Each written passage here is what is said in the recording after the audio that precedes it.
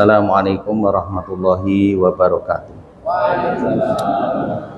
Alhamdulillah. Alhamdulillahilladzi anzala ala abdihil kitaba wa lam yaj'al lahu iwaja qayyiman liyunzira ba'san syadidan min ladunhu wa yubashsyiral mu'minina alladzina ya'maluna shalihati anna lahum ajran hasanah.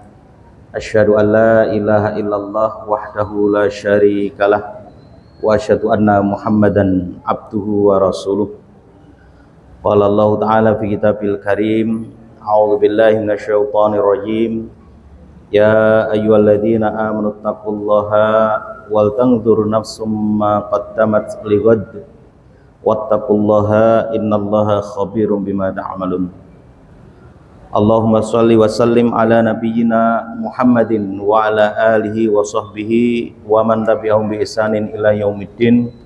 Usikum wa nafsi bi taqwallah qad fazal muttaqun.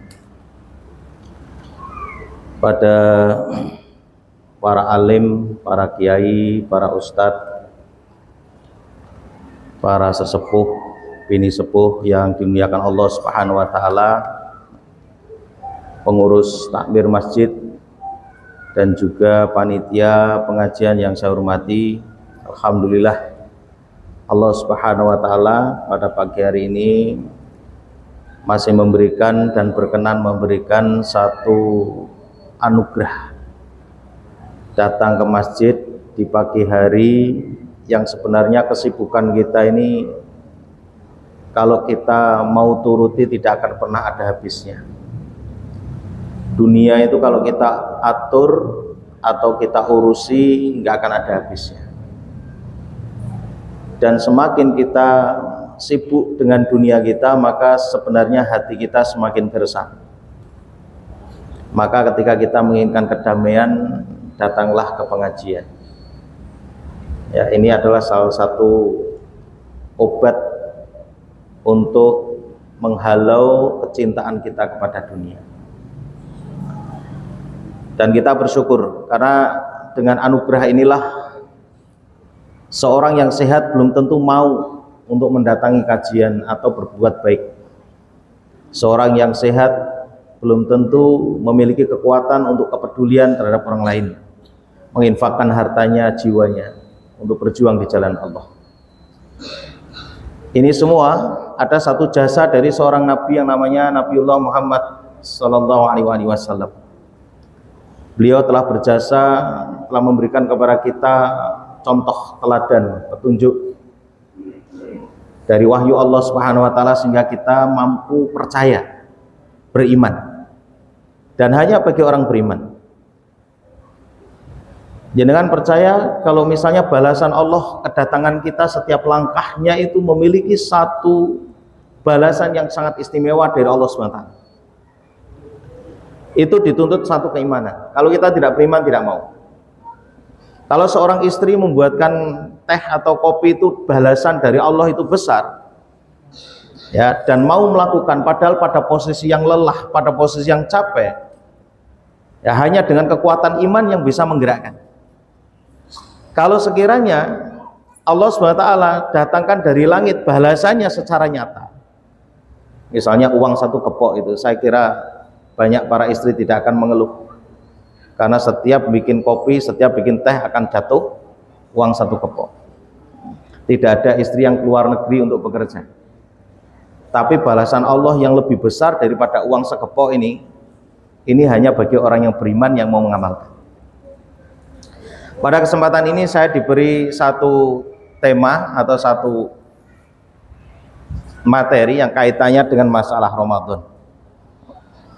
Mungkin saya akan membahas dari sisi yang berbeda. Jamaah rahimani wa iyyakum. Jadi Ramadan ini sudah kita jalani berapa kali kira-kira? Kalau kita hitung dari 14 tahun balik atau 15 tahun balik, kalau umurnya 50 berarti sudah 35 kali Ramadan.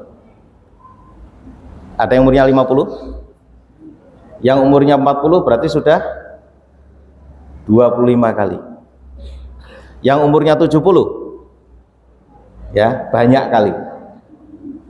Masya Allah. Pertanyaan saya, hasilnya apa?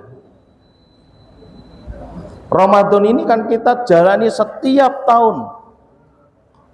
Tapi mengapa kita tidak memiliki satu hasil sebagaimana kalau di dalam ayat jelas disebutkan la'allakum tatakun. Saya tidak akan bahas itu dulu. Karena orang bertakwa itu nanti ada indikatornya. Ramadan disebut sebagai bulan yang mulia. Ya kan?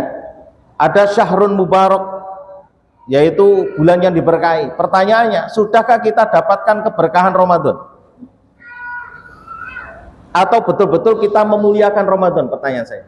Kalau ada seorang syekh dari Timur Tengah mau datang ke masjid ini, ya 3 bulan ke depan, apa yang akan dilakukan oleh takmir masjid ini? Apa yang akan dilakukan oleh jamaah masjid ini? Apa Pak? Persiapan. Padahal kedatangan Ramadan itu lebih mulia daripada kedatangan seorang syekh. Tapi apa yang kita lakukan? Kita biasa-biasa saja. Nggak ada persiapan, nggak ada. Padahal ada sebagian salaf yang mengatakan kanu yad'una Allah sittata asyhur ayablughuhum syahr Ramadan. Thumma yad'una Allah sittata asyhurin ayataqabbalahu minhum. Ada sebagian salaf mengatakan bahwa mereka para sahabat itu berdoa kepada Allah selama 6 bulan agar mereka bisa menjumpai Ramadan. Artinya apa? Ada apa ini kok 6 bulan sebelumnya dia sudah menginginkan Ramadan? Ya, berarti kan sudah ada keinginan, persiapan, minta. Kita boro-boro Pak. Ya, mintanya aja kadang terlambat. Ini 6 bulan sebelumnya sudah minta.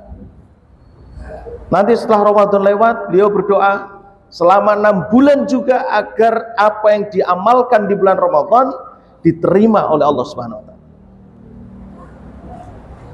Makanya kalau kita tanya pada diri kita, apa yang sudah kita persiapkan untuk menyambut Ramadan? Apa yang sudah kita persiapkan untuk menyambut tamu yang agung, tamu yang mulia, yang mana kedatangan Ramadan ini akan membawa keberkahan bukan hanya di dunia, termasuk di akhirat. Mencetak manusia bertakwa. Dengan takwa inilah akhirnya Allah akan menyelesaikan persoalan-persoalan kita di dunia ini dan juga termasuk di akhirat. Jenengan percaya kalau istrinya jenengan cerewet itu habis dan selesai di bulan Ramadan. Setelah Ramadan selesai, istri jadi lembut. Percaya nggak? Nggak percaya karena belum mengamalkan. Jenengan punya hutang lewat Ramadan, hutang sampai lunas di tahun berikutnya. Jenengan percaya nggak? Nggak percaya karena jenengan nggak tahu bagaimana caranya kan? Loh berarti Pak ini dampak dari ketakwaan yang kita lakukan selama Ramadan. Kan kita sudah tahu wa may yattaqillaha yaj'al lahu makhraja, bahwa takwa itu bisa menjadi jalan keluar. Allah akan kasih jalan keluar dengan ketakwaan kita. Nah kalau kemudian kita lewati Ramadan, kemudian masalah kita nggak selesai, berarti kan kita harus bertanya pada diri kita sendiri. Apakah betul Ramadan ini membentuk ketakwaan bagi diri kita sendiri? Apakah Ramadan itu mencetak saya sebagai orang bertakwa? Kenapa Allah tidak kasih jalan keluar? Kan itu yang harus dipertanyakan. Sehingga ada perubahan-perubahan. Makanya tentang masalah tarhib ini penting bagi umat ini dan sangat diperlukan. Agar apa? Agar kita nanti mampu menghayati, mampu menikmati Ramadan. Coba siapa di antara kita yang bisa menikmati Ramadan? Sebagaimana para sahabat ketika menjelang akhir Ramadan, mereka menangis. Karena apa? Akan ditinggalkan tamu yang agung. Saya mau tanya sama ibu-ibu, pernah nggak nangis ketika mau Ramadan itu mau selesai? Iya Pak, saya nangis Pak, jahitan saya belum jadi. Oh ya wes, nggak bisa beli baju Pak, nggak bisa beli roti Pak. Ya sudah. Kenapa coba? Padahal orang-orang dulu, para sahabat itu kalau mau Ramadan itu mau selesai, itu nangis tuh. Kenapa? Karena mau ditinggalkan tamu yang agung ini, tamu yang mulia ini. Dan saya hampir rata-rata kalau pas itikaf itu saya perhatikan, biasanya itikaf itu kan ngejar khatam ya. Itu kalau sudah khatam tanggal 28 apa tanggal 27 sudah selesai dia, udah nggak baca lagi. Padahal harusnya dia harus baca terus sampai di injury time. Tapi apa yang kita lakukan? Enggak. Malah bergurau, persiapan mau pulang dan sebagainya. Enggak, ini kita, bagi teman-teman yang itikaf coba kita perhatikan. Harusnya apa? Menjelang injury time itu waktu-waktu yang dahsyat. Coba kalau kita nonton sepak bola, injury time itu adalah waktu yang sangat berharga. Begitu bisa mencetak gol, lawan nggak bisa membalas. Nah, tapi kenapa di saat injury time justru kita ke pasar? Ya, makanya ibu-ibu nanti didorong suaminya untuk ikut iktikaf. Nanti kita bahas kalau pas cukup waktunya. Ini, karena kita tidak bisa menghayati, tidak bisa menikmati Ramadan. Tidak bisa merasakan kehadiran Ramadan itu bukan seperti bulan-bulan biasa. Maka sangat wajar ketika Rasulullah SAW juga memberikan motivasi menjelang Ramadan, sebagaimana diriwayatkan dari Abu Hurairah radhiyallahu an, bahwa beliau bersabda, "Atakum Ramadhana syahrun mubarak, faridullahi azza wa jalla alaikum siyamih, taftahu fi abwabis sama, wa tughliqu fi abwabil jannah, wa tughliqu fi abwabil jahim, wa taqullu fi maratatus syayatin, wallahi fihi lailatin khairin min alfi syahrin, man hurima khairuha faqad haruma." Telah datang kepada kalian Ramadan, bulan yang penuh barokah. Saya akan bacakan hadisnya dulu, terus komentar ulama, baru nanti saya akan harusnya bagaimana kita. Ya, saya ulangi ya. Telah datang kepada kalian Ramadan, bulan yang penuh barokah. Allah wajibkan kepada kalian puasa di bulan ini. Di bulan ini akan dibukakan pintu-pintu langit, ditutup pintu-pintu neraka. Syaitan-syaitan dibelenggu. Demi Allah, di bulan ini terdapat satu malam yang lebih baik daripada 1000 bulan.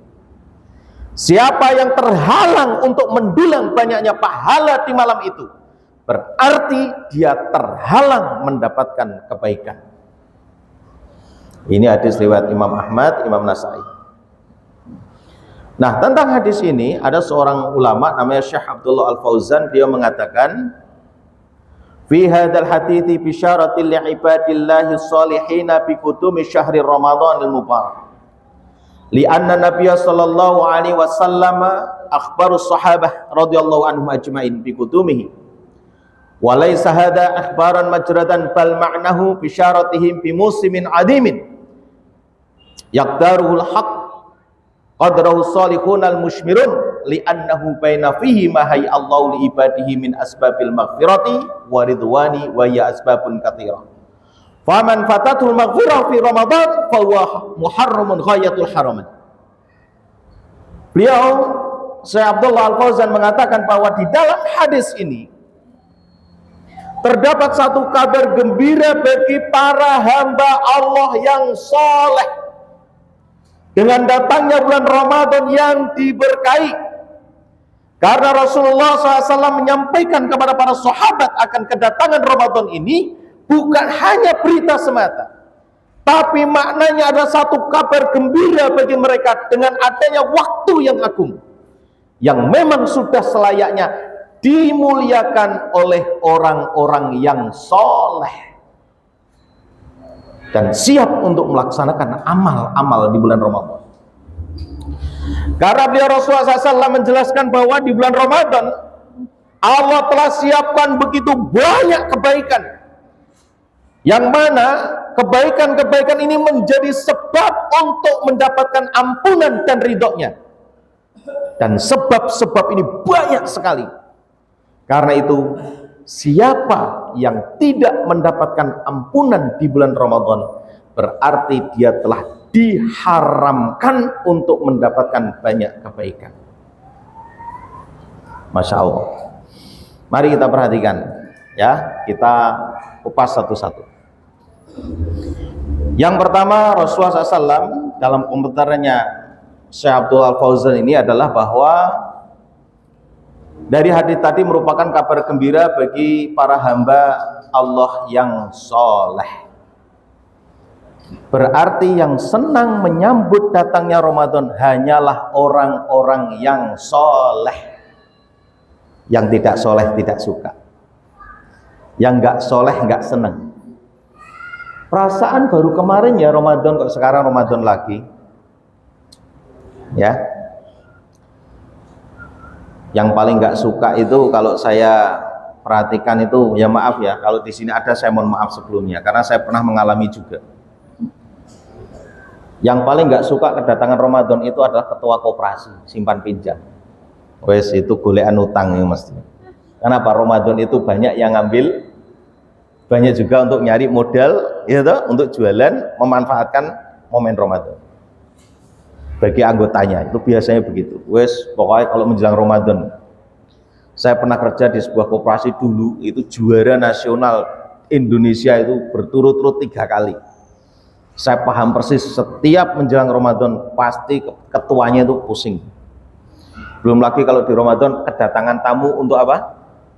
Untuk studi banding dari luar Jawa. Wah itu mesti ngeluarkan duit, ya tak?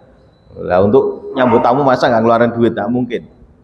Dan tamu kalau datang bukan 1-2 orang, sak bis. Maka kalau orang soleh itu kalau mendapati Ramadan, satu tadi sudah disebutkan. Kalau kita merujuk pada para sahabat, 6 bulan sebelumnya beliau sudah berdoa agar sampai kepada Ramadan, sangat mengharap kedatangan tamu yang agung. Hanya orang soleh, dia bisa berusaha untuk mempersiapkan secara fisik. Apa fisiknya? Ya kalau fisiknya jelas diawali dengan berbagai macam puasa-puasa sunnah sebagai bentuk apa? Pemanasan. Kemudian belajar mulai infak, belajar merajinkan baca Quran agar nanti di bulan Ramadan dia lancar membacanya. Hari ini kalau di kampung-kampung nggak pernah baca Quran, tahu-tahu baca Quran di bulan Ramadan langsung keluar ke speaker. Itu juga banyak yang parah bacanya. Ya, ini mohon dipahami. Sehingga tidak pernah baca Quran di biasanya, terus kemudian di Ramadan dia baca Quran, tahu-tahu dikeluarkan lewat speaker, ya. Yang terjadi adalah ya itulah tadi ya, bacanya seperti itu, naudzubillah. Tuh. Kemudian jamaah yakum, ini bukan hanya kabar gembira, tetapi ada satu upaya memang, kata Syekh Abdul Al-Fauzan, ada upaya untuk dimuliakan bulan ini. Dan sekali lagi yang bisa memuliakan hanya orang-orang yang soleh, dan dia siap untuk apa? Sudah punya rencana apa yang akan saya lakukan. Ramadan itu apa yang saya mau lakukan? Saya mau khatam berapa kali? Itu sudah direncana. Saya mau itikaf di mana? Ya, bukan kemudian asal-asalan. Apalagi maaf ya, kalau misalnya orang puasa hanya sekedar saja mengalir, yang penting puasa. Makanya saya sering sampaikan, jadi puasa orang muslim sama puasa orang mukmin itu beda. Ya, kalau puasanya orang muslim itu yang penting sah. Syarat rukun jalani selesai. Nggak peduli. Sahur ikut sahur. Ya kan? Sambil ya apalah dia nonton TV atau YouTube. Nanti kemudian subuh sholat. Pada subuh tidur. Tidur nanti bangun zuhur. Zuhur sholat jamaah, nanti tidur lagi sampai asar, asar sholat jamaah asar, nanti setelah enggak tidur, biasanya jalan-jalan. Orang bilang ngabuburit ya, wes jalan-jalan kemana-mana gitu kan, sampai maghrib ikut makan. Sah nggak sholatnya? Puasanya sah nggak? Sah. Udah gitu puasanya muslim itu gitu. Nanti sampai isya, setelah isya sholat, ya ikut raweh lah paling 4 rakaat pulang. Udah dia nonton TV, tidur, besok bangun, terus gitu 30 hari atau 29 hari. Itu puasa yang muslim. Tapi puasa yang mukmin beda, enggak begitu. Puasa mukmin itu dia akan mengisi waktu-waktunya adalah untuk bermanfaat. Sesuatu yang sangat istimewa di bulan istimewa, dia tidak akan mau sia-siakan waktu itu, adalah gunakan untuk bermanfaat. Kenapa demikian? Nanti akan saya jelaskan juga insya Allah. Bahwa dikatakan oleh Syekh Abdullah Fauzan, beliau mengatakan, karena Rasulullah SAW menjelaskan bahwa di bulan Ramadan Allah telah siapkan begitu banyak kebaikan. Baca Quran misalnya, satu hurufnya jelas 10 kebaikan. Di bulan Ramadan lipatkan 10 kali lipat. Di malam Lailatul Qadar lipatkan sampai 1000 bulan. Ini sudah disiapkan oleh Allah Subhanahu wa taala, kebaikan-kebaikan ini. Yang mana kebaikan-kebaikan ini menjadi sebab untuk mendapatkan ampunan dan ridhonya Allah Subhanahu wa taala. Berarti kita sudah bisa simpulkan bahwa ketika kita melakukan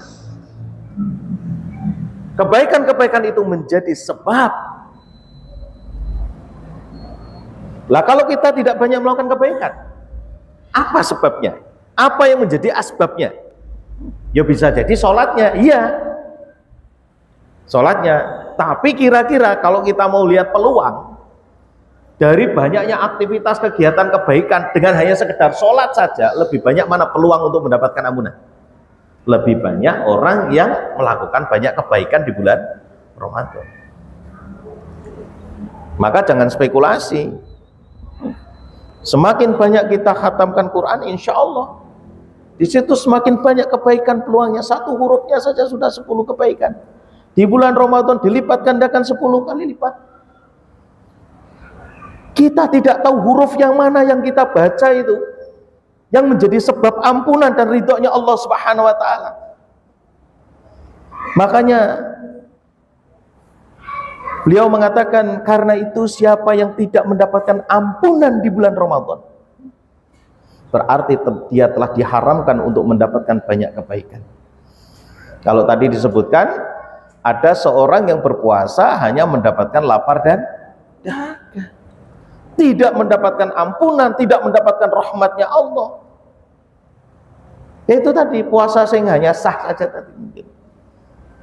Wallahu a'lam bishawab. Ya, apakah kita akan begitu terus gitu? Makanya Allah dalam salah satu riwayat juga disebutkan, ya baghiyal khair aqbil. Wahai yang mengharapkan kebaikan, sambutlah. Kalau kita menginginkan banyak kebaikan, sambutlah. Bulan Ramadan itu disambut. Kita siapkan fisik kita berdoa kepada Allah, ya Allah, kuatkanlah saya. Berikan anugerah kepada saya mampu untuk mengamalkan amalan-amalan karena Engkau ya Allah. Jadi ikhlas itu juga butuh doa. Siapa yang bisa ikhlas? Gak ada. Kecuali Allah kasih kepada kita anugerah bisa ikhlas karena Allah Subhanahu wa taala. Apa dikira ikhlas itu gampang? Oh, enggak. Sulit. Ini salah satunya. Sampai Ibnu Rajab Al-Hambali menjelaskan bagaimana tidak gembira seorang mukmin ketika diberi kabar gembira tentang Ramadan dengan terbukanya pintu-pintu surga, bi fathi abwabil junan. Bagaimana tidak gembira seorang yang berdosa yang terhukum dengan tertutupnya pintu-pintu neraka di bulan Ramadan. Bagaimana tidak mungkin seorang yang berakal tidak bergembira kalau diberi kabar tentang satu waktu yang di dalamnya setan dibelenggu. Dari sisi mana ada satu waktu yang menyayangi Ramadan? Ada enggak? Makanya kalau ada satu riwayat yang mengatakan seakan-akan para sahabat itu menginginkan seperti Ramadan semuanya, ya wajar. Karena mereka ini merasakan betul bagaimana Ramadan itu. Bagaimana waktu-waktunya itu digunakan, lalu kemudian kemuliaannya. sampai dampak yang didapatkan daripada Ramadan itu sendiri. Jamaah rahimakumullah. Kemudian selanjutnya bahwa di situ disebutkan tentang syaitan itu dibelenggu. Pernah nggak merasakan kalau di Ramadan itu setan dibelenggu? Ada yang pernah merasakan? Ya, saya baru merasakan sekitar ya 3 tahunan inilah. Sejak dulu ya tahu kalau setan itu dibelenggu di bulan Ramadan, tapi baru merasakan itu sekitar 3 tahunan ini. Betul-betul sadar, ternyata betul kalau Ramadan itu setan dibelenggu. Buktinya mana? Baik. Tadi saya bilang kalau Ramadan itu jenengan khatam berapa kali? Sehari berapa juz? Kan gitu kan? Begitu keluar Ramadan, ada lontong, ada opor, ada apa, udah. Itu yang 1 juz saja nggak selesai, Pak. Setan-setan sudah pada dilepas. Wujudnya lontong, opor, macam-macam itu. Ya kan? Mau ngaji aja nggak sempat. Kita mau ngaji ada tamu, ada apa, banyak godaannya. Tapi ketika Ramadan, Masya Allah, kita baca 1 juz itu enteng banget. Makanya pernah ada seorang teman itu ketika ikut itikaf itu, dia tanya sama saya begini, Pak Ahmad, saya setiap itikaf gak pernah khatam, padahal banyak waktu. Ya, kalau ada yang khatam sekali rugi. Itikaf itu kan isinya kan cuman apa sih? Baca Quran, dzikir, sholat, ya kan? Kemudian apa? Tidur ya sebentar paling. Dia bacanya lancar kok. Saya tanya jenengan kalau baca Quran 1 juz berapa menit gitu. Ya antara 30, tergantung juznya kan. Kadang-kadang ada yang sulit, ada yang mudah gitu. Kayak juz 30 mudah ya 30 menit gitu. Ya antara 30, 45 menit, 50 lah. Ya, baik. Coba saya mau ajak hitung. Saya anggap misalnya 45 menit. Kalau saudara itu bangun jam 3 dan sudah tarawih di awal waktu ba'da Isya, kemudian sahurnya itu ada jam 4, berarti ada waktu 1 jam. Kalau itu dibaca sudah 1 juz. Ya. Nanti setelah sahur sambil nunggu subuh itu bisa 1 juz. Jadi sudah bisa dapat 2. Nanti pada subuh sampai syuruk bisa jadi 2 juz, sudah 4. Ya, ini kalau itikaf loh. Nggak itikaf pun bisa sebenarnya. Kalau itikaf lebih banyak lagi karena banyak waktu. Kalau nggak itikaf pun bisa. Nanti setelah itu misalnya antum tidur sampai jam 8, bangun misalnya. Ya, nanti sampai qailullah, baca itu berapa juz itu? Sudah 3 juz, berarti sudah 7. Sehari 10 juz itu 3 hari sekali khatam. Subhanallah Pak, diamalkan. Dan sekarang Masya Allah ya, kalau misalnya 3 hari sekali khatam, berarti kalau 10 hari sudah 3 kali kan. Itu kalau kita mau hitung-hitung waktu begitu. Kalau mau diperlambat lagi ya nggak apa-apa lah. Bisa 2 atau 3 kali, bisa 6 kali kadang-kadang. Lah di 2 tahun atau 3 tahun yang lalu sampai saya menemukan ada yang 2 hari sekali khatam. Berarti sehari itu 15 juz. Itu bangunnya itu tidurnya memang sebentar. Tidurnya sebentar emang. Masya Allah. Ya, makanya itikaf itu adalah ibadah pribadi, hubungan dia dengan Allah Subhanahu wa taala. Pokoknya kalau misalnya ikut itikaf kok nggak selesai baca Quran itu, kalau nggak banyak tidur ya banyak ngobrol itu orang itu pasti. Gampang. Jadi deteksinya gampang. Loh kok Pak Ahmad tahu? Ya pernah aja. Jadi nek tahu nglakoni iku iso cerita ya Pak ya. Itu masalahnya begitu. Nah, makanya disebutkan idza kana awalul lailatin min syahri Ramadan sufidat asyayatin wa maradatul jin. Pada malam pertama bulan Ramadan syaitan-syaitan dan jin-jin dibelenggu. Ya, jelas. Kemudian ditutup pintu neraka. Wa ghulliqat abwabun nar, ditutup pintu-pintu neraka.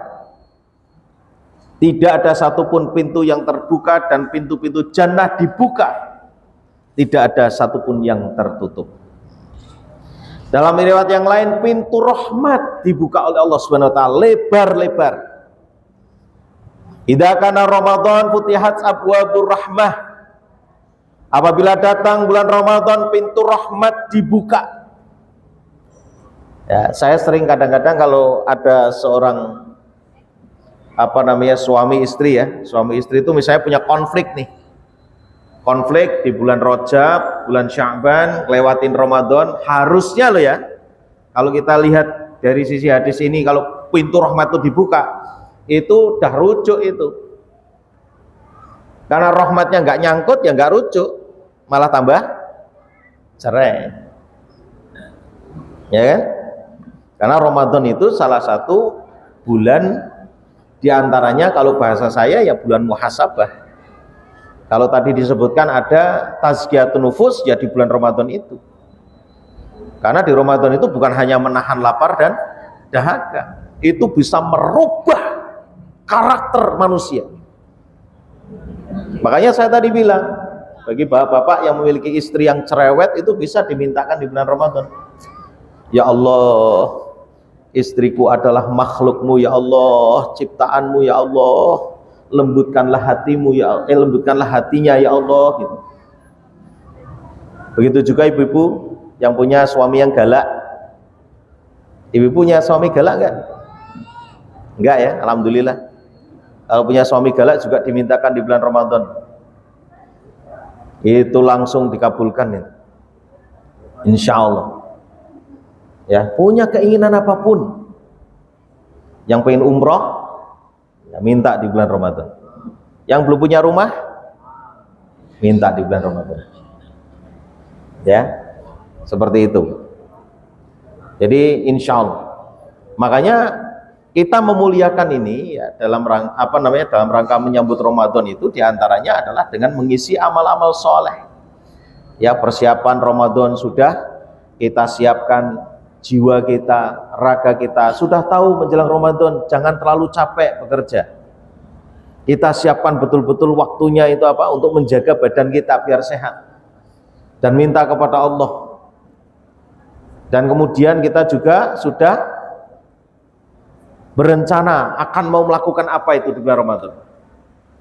Kalau tadi sudah saya kasih contoh, diantaranya adalah baca Quran, termasuk nanti bentuk kebaikan yang bisa mengundang ampunan dan ridhonya Allah adalah sedekah.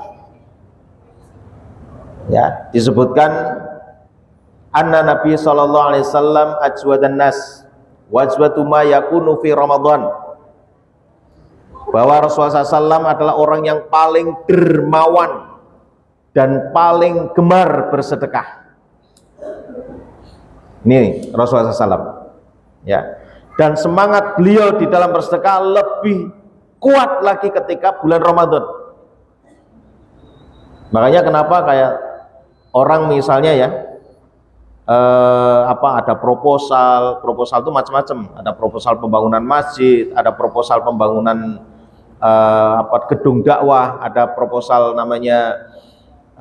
pembuatan rumah Quran, rumah tahfidz, atau proposal termasuk untuk buka puasa. Itu biasanya orang memberinya tidak sekarang itu, padahal sekarang pun berpahala, tapi karena ingin dilipat gandakan biasanya dia nunggu Ramadan tanggal 1 atau malam Ramadan dia mulai rame itu ya, rekening-rekening yayasan itu biasanya penuh ya, termasuk orang-orang yang dipercaya untuk diberi amanat. Itu dana-dana itu muncul dari situ. Nah, kemudian Allah tentang masalah Quran, Rasulullah SAW sampai bersabda, barang siapa disibukkan dengan mengkaji Al-Quran dan menyebut namaku, yaitu nama Allah Subhanahu wa ta'ala, sehingga tidak sempat meminta kepadaku, tidak sempat berdoa. Saking apa? Saking akeh sing arep dijaluk gitu. Saking banyak yang mau diminta. Makanya saya sering sampaikan kepada kalau pas kayak gini ya, kajian jelang Ramadan itu saya sering bilang, sebelum masuk Ramadan itu kita siap-siap menulis apa yang mau diminta. Ya, misalnya masalah orang tua, masalah istri, masalah suami, masalah pekerjaan, masalah ekonomi, masalah kehidupan kita itu ditulis. Ini proposal kita di bulan Ramadan itu kepada Allah SWT. Ya, termasuk orang umroh itu biasanya saya suruh nulis gitu. Karena apa? Di saat-saat umroh apalagi itu biasanya orang kalau mau berdoa itu sudah lupa semuanya karena saking senengnya, bingung. Nah, kalau memang dalam posisi seperti itu, kalau kita lihat dalam riwayat ini adalah bahwa kita disibukkan dengan mengkaji Quran, menyebut nama Allah, sehingga tidak sempat meminta kepadaku, yaitu minta kepada Allah SWT, maka akan Allah berikan kepadanya sebaik-baik pemberian yang tidak Allah berikan kepada orang yang meminta. Itu diantara salah satu faedahnya kalau kita mau baca Quran. Dan keutamaan kalamullah atas perkataan lainnya adalah seperti keutamaan Allah atas makhluknya. Itu kebaikan. Ya. Kemudian selanjutnya diantara bentuk kebaikan tadi sudah saya singgung sedikit, yaitu malam Lailatul Qadar. Jadi berburu malam Lailatul Qadar. Ada orang tanya, Pak, lah kalau di rumah bisa nggak dapat? Bisa, selama terjaga. Nek turu tidur nggak. Makanya kalau tadi disebutkan oleh Syekh Abdullah Al-Fauzan, sampai beliau mengatakan ya, di ujung hadisnya itu beliau mengatakan, karena itu siapa yang tidak mendapatkan ampunan di bulan Ramadan berarti dia telah diharamkan untuk mendapatkan banyak kebaikan. Itu disebabkan atau mengomentari tentang hadis Nabi yang terakhir, siapa yang terhalang untuk mendulang banyak pahala di malam itu berarti dia terhalang mendapatkan kebaikan.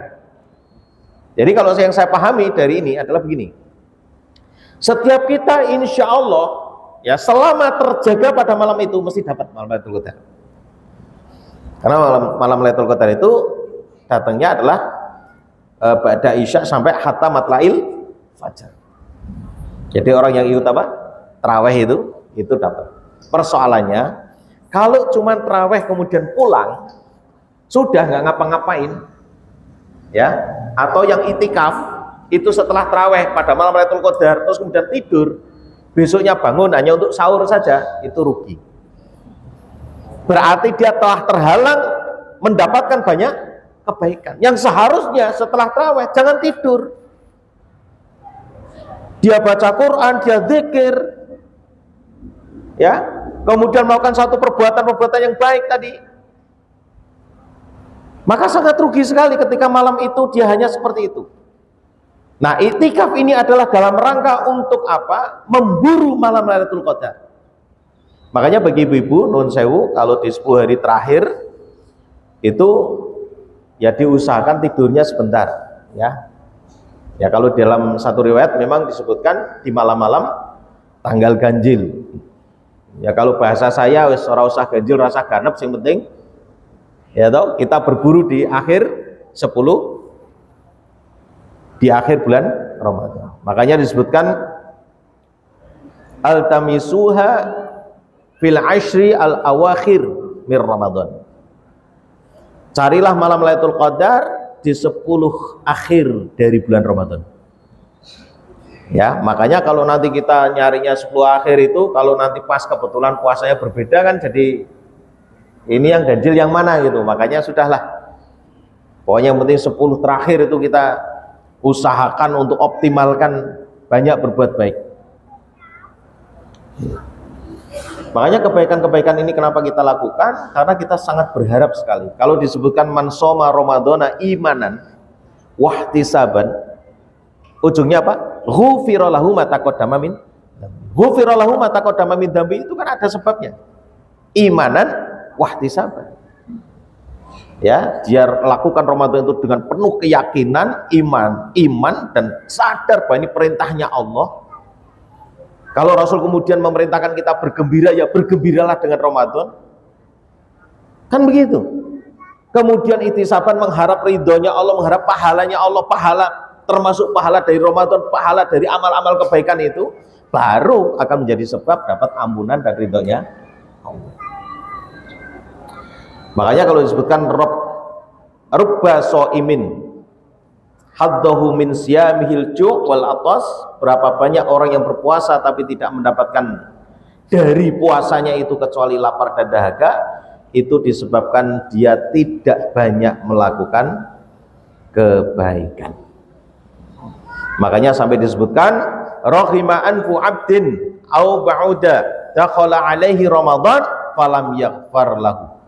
Celakalah seorang hamba yang mendapati bulan Ramadan kemudian Ramadan berlalu begitu saja dalam keadaan dosa-dosanya tidak terampuni.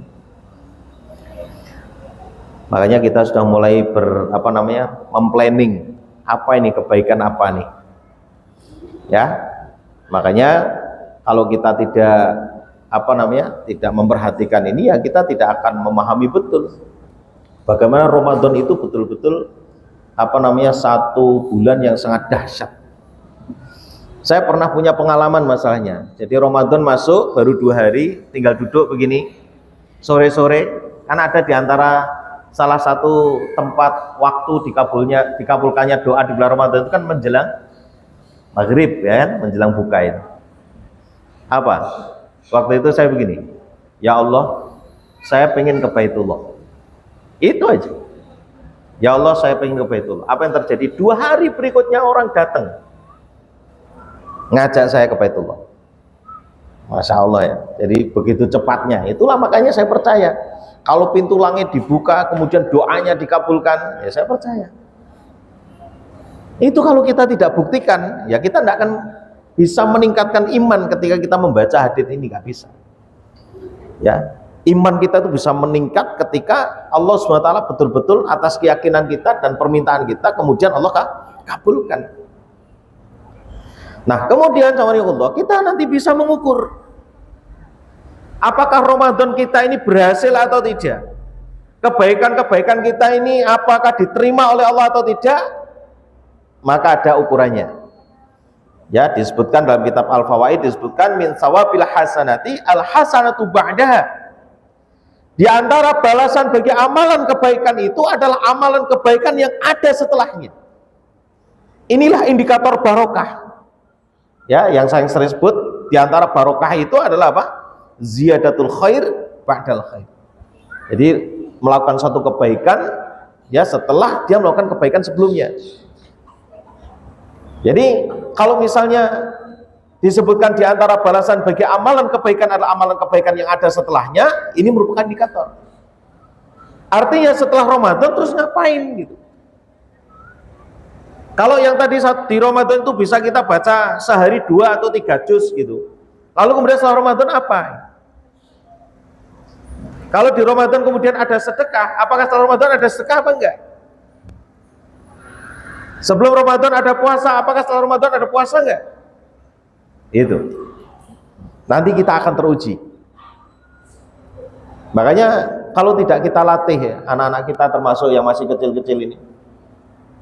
Itu kalau umiknya atau ibunya sudah terbiasa latihan dulu waktu hamil itu puasa, insya Allah anak-anak ini ya walaupun masih TK itu bisa nyampe itu sehari. Sayangnya bapak-bapak ibu yang dimuliakan Allah, kadang-kadang kita ketika mendidik anak berpuasa itu salah cara. Ini yang saya perhatikan. Jadi kadang-kadang kalau bilang sama anak, nak besok puasa podang ya. Tahu puasa kepodang? Ada nggak sini istilah puasa kepodang? Nggak tahu ya? Puasa kepodang itu jam 8 boleh makan, nanti dilanjut sampai duhur boleh makan. Itu namanya nggak puasa, bohong itu. Ada namanya puasa beduk, puasa asar, itu nggak bener kalau menurut saya. Ya, yang benar adalah puasa itu dari apa? Fajar sampai maghrib. Adik besok puasa ya, dari fajar sampai maghrib. Besok Umi bangunkan. Itu caranya. Walaupun belum balik Pak, ya namanya melatih. Ya kan, melatih itu kan yang benar, masa melatih yang salah? Masalah nanti urusannya jam 10 guling-guling sakit perut terus disuruh batal itu urusan lain. Namanya anak kecil belum balik kan belum ada kewajiban, gak ada masalah. Namanya melatih itu ya begitu. Ya. Atau nanti besoknya lagi coba lagi jam 2 guling-guling batal nggak apa-apa. Besoknya lagi udah terus nyambung sampai maghrib. Apa bedanya ketika Rasulullah SAW juga perintahkan agar belajar sholat di umur 7 tahun. Ya maaf, kadang-kadang ibu hamil itu ya benar ada rukhsah betul bagi ibu hamil ini. Tapi ada juga tadi ya yang aleman, paham? Aleman enggak? Manja ya, saya hamil menyusui enggak usah puasa. Kalau saya Bu non sewu ya, dicoba dulu puasa, kalau enggak kuat dibatalkan. Itu loh, jangan manja, nanti anaknya jadi manja betul. Nggak heran waktu kemudian anaknya besar disuruh puasa nggak mau, ya kan? Karena apa? Tadi manja. Nah, kekuatan iman itu atau kekuatan dalam beramal itu sudah mulai dilatih. Itu akan berpengaruh bagi anak-anak kita. Ini diantaranya. Oleh karena itu barang siapa mengerjakan kebaikan kemudian melanjutkan dengan kebaikan yang lain, maka ini merupakan tanda atas terkabulnya amal yang pertama. Ya, makanya kalau bisa ini nuwun sewu ibu-ibu ya. Jadi kalau misalnya jenengan puasa Ramadan, kemudian Syawal dilanjutkan dengan 6 hari puasa Syawal. Nanti kemudian apa namanya? Dilanjutkan dengan langsung mengganti mengqadha.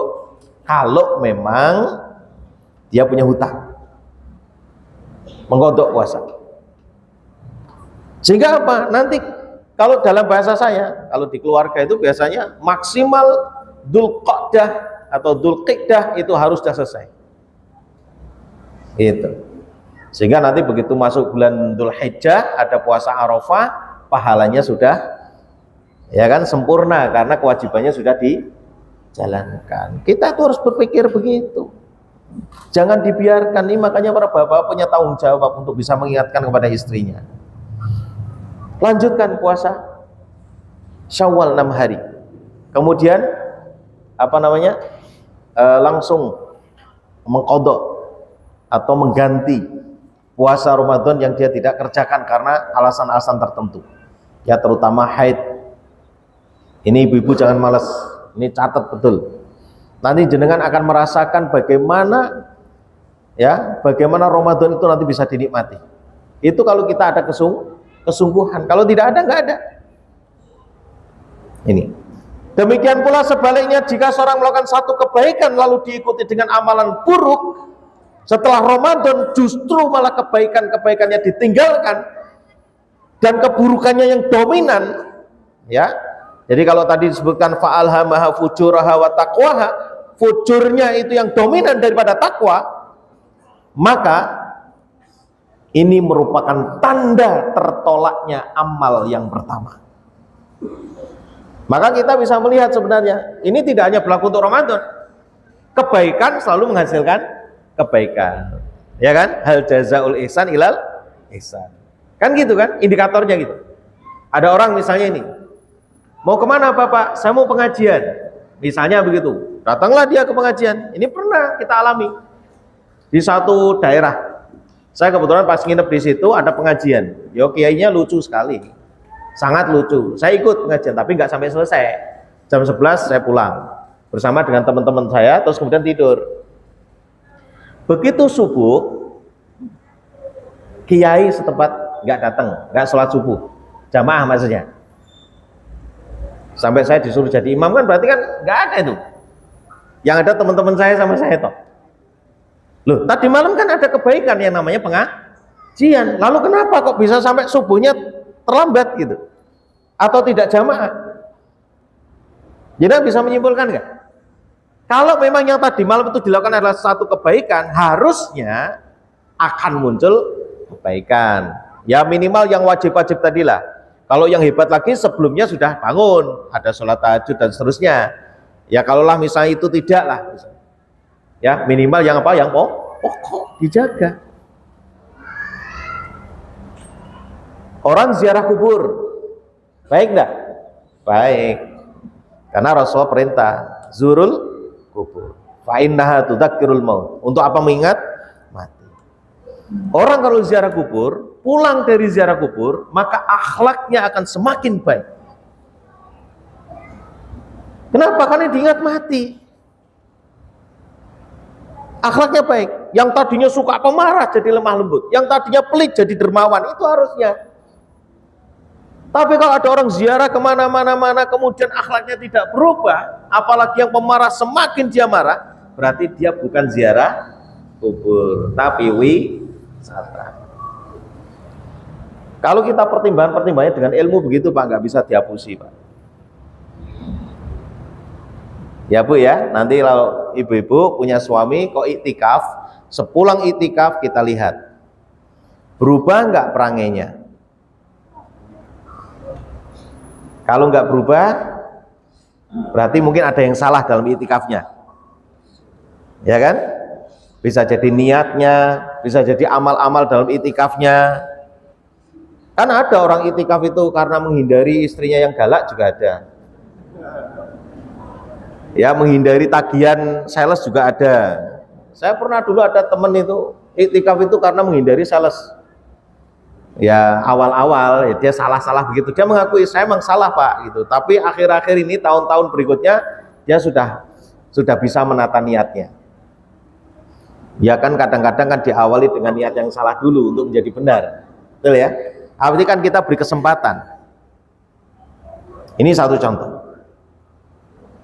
Kemudian Allah, saya akan sampaikan juga diantaranya adalah tentang hadis pendukung yang diriwayatkan dari Salman Al-Farisi radhiyallahu an. Beliau mengatakan begini, Rasulullah SAW telah memberi khutbah kepada kami di akhir bulan Sya'ban. Kemudian beliau bersabda, wahai manusia, sungguh telah dekat kepadamu bulan yang agung dan penuh berkah. Bulan yang di dalamnya terdapat satu malam yang lebih baik daripada 1000 bulan. Bulan yang di dalamnya Allah jadikan puasa sebagai fardu dan bangun malam sebagai sunnah. Barang siapa mendekatkan diri di dalamnya dengan melakukan amalan-amalan sunnah, maka pahalanya seperti orang melakukan amalan fardu di bulan lain. Dan barang siapa melakukan amalan fardu di dalamnya, maka pahala seperti orang yang melakukan 70 amalan fardu di bulan lainnya. Inilah bulan kesabaran.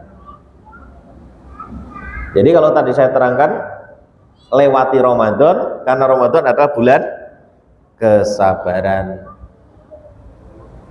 Ya, nanti bisa kita perhatikan, bisa kita cek. Ya, jadi Ramadan sekali lagi sebagai indikator. Kalau misalnya nuwun sewu, kalau seorang suami dibikinkan teh itu, kira-kira kalau keliru garam, ada dua pilihan. Diem diminum sampai habis, atau apa bahasanya? Melehnya ya, mempertanyakan, komplain. Pilih mana kira-kira suami? Pilih komplain. Kenapa pilih komplain? Kita tahu komplain itu akan menyebabkan konflik berikutnya. Benar nggak? Kalau misalnya si istri itu maaf lagi capek terus keliru garam jenengan komplain, ini kan malah jadi masalah. Kalau pas capek dia bisa jawab, besok lagi kamu bikin sendiri, aku kamu bikin. Udah sambil lempar piring tuh, pecah semua. Tapi kalau suami yang lewati Ramadan menghadapi posisi seperti ini, dia minum sampai habis Pak, nggak usah komplain, sudah maafkan saja. Nanti perlu dicek Bu ya, suami dibikinkan teh kasih garam, coba tingkat kesabarannya setelah Ramadan gimana, cek. Penting itu, perlu. Kalau tambah sabar, alhamdulillah. Begitu juga suami nanti bisa cek itu istrinya tambah sabar apa enggak. Ya, inilah bulan kesabaran, yang mana kata Rasulullah pahala sabar adalah jannah. Inilah bulan kasih sayang. Ya, sayang kepada siapa saja. kepada anak, kepada istri, kepada suami. Makanya saya tadi bilang, kalau lewat bulan Ramadan, suami istri yang bertengkar kok tidak bisa akur, wah Masya Allah. Berarti rahmatnya Ramadan dia tidak dapatkan. Ya memang manusia ini diciptakan oleh Allah SWT, memang ada satu ilham fajir atau ilham fujur, yang di situ memang wataknya manusia itu selalu berselisih. Kalau tadi saya bilang mengapa suami itu memilih untuk mempertanyakan, itu memang wataknya begitu. Ya, kalau kita ingat di Quran surat berapa itu? Hud ya, 11 ayat 118 119. A'udzubillahi minasyaitonirrajim. Walau syaa rabbuka laja'alan nasa ummatan wahidah wa la yazaluna mukhtalifin illa man rahimah rabbuka. Kalau Allah mau mempersatukan hati manusia, kalau kita mengambil dari satu sisi yang paling kecil, yaitu adalah suami istri, itu bisa. Kalau mau disatukan sakinah mawaddah warahmah itu bisa. Wala yazaluna mukhtalifin, tapi mereka ini suami istri lebih cenderung ikhtilaf, lebih cenderung berselisih, ya lebih cenderung itu bertengkar, milihnya itu bertengkar. Ya, masakan kurang asin, lebih milih bertengkarnya daripada diem. Itu suami. Ya, ketika seorang istri dikasih duit, mintanya 50 dikasih 10, itu milih bertengkarnya. Kok cuma 10 mas? Daripada dia terima. Padahal kata Nabi, khairun nisa allati idza ataita syakarat. Sebaik-baik wanita itu kalau diberi suami apapun berapapun dia bersyukur, walaupun itu tidak disukai. Kalau misalnya seorang istri itu senangnya baju hijau dan tidak suka baju biru, lalu suami perintah pakai baju biru, tetap harus hadza min fadli rabbi alhamdulillah, tidak boleh protes. Sampean ki wis ngerti nek aku ora seneng biru, kok kayak biru barang. Misalnya itu bukan wanita yang baik.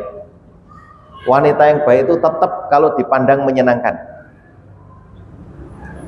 Ono peran yang gini mas, nek ono yo pesen. Ora iso pesen, sing ngerti mung bojone tok. Nek urung bojone atau belum bojone belum istrinya, itu hanya kamuflase. Tapi yang sesungguhnya itu ketika dia sudah menjadi istrinya, maka bisa kita lihat seorang istri yang baik mampu mengendalikan gejolak hatinya itu hanya untuk menyenangkan suaminya. Ya begitu juga suami terhadap istrinya, sama. Ini bukan hanya istri kepada suami, tapi suami juga sama begitu. Ya, bagaimana memuliakan istrinya, karena memang sebaik-baik suami itu kan yang bisa memuliakan istrinya. Khairukum khairukum li ahlihi wa ana khairukum li ahli. Sebaik-baik kamu adalah orang yang paling baik kepada keluarganya, kepada istrinya. Wa ana khairukum li ahli, dan aku adalah orang yang paling baik kepada istriku, kata Nabi. Ma akramun nisa illa karimun wala ahannahunna illa laimun. Tidaklah seorang suami ini mulia ya kecuali dia suka memuliakan istrinya, dan tidaklah seorang suami disebut hina kecuali dia suka menghinakan istrinya. Namanya memuliakan itu kalau bahasa saya yang saya pahami adalah digawe penak gitu. Jadi istri itu dienakno. Ngerti dienakno? Dienakno pikirane, dienakno pokoknya disenengke gitu loh. Ya? Pokoknya gitu ya, paham ya? Dienakno.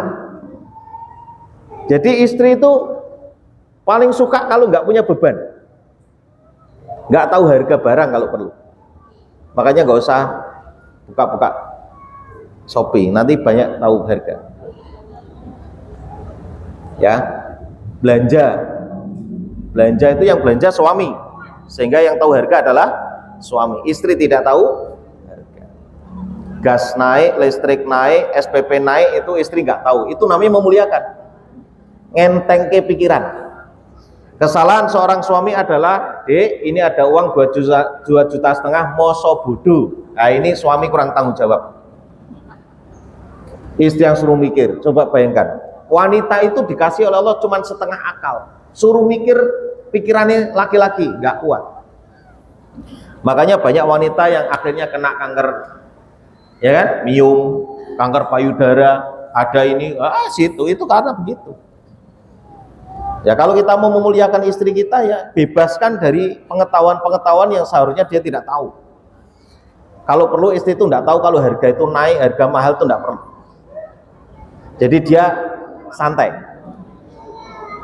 Ibu-ibu milih, jenengan dikasih duit sama suami suruh belanja tapi pusing tahu harga, atau jenengan tidak dikasih uang tapi semua beres? Ayo. Tapi tidak dikasih uang loh ya. Loh kan yang belanja kan suami, yang ngasih nafkah makan kan suami. Kewajiban suami itu memberi nafkah apa? Makan. Makan apa beras? Makan, bukan beras. Masa ada istri makan beras? Makan ini sudah jadi, makan tinggal makan, itu nafkah namanya.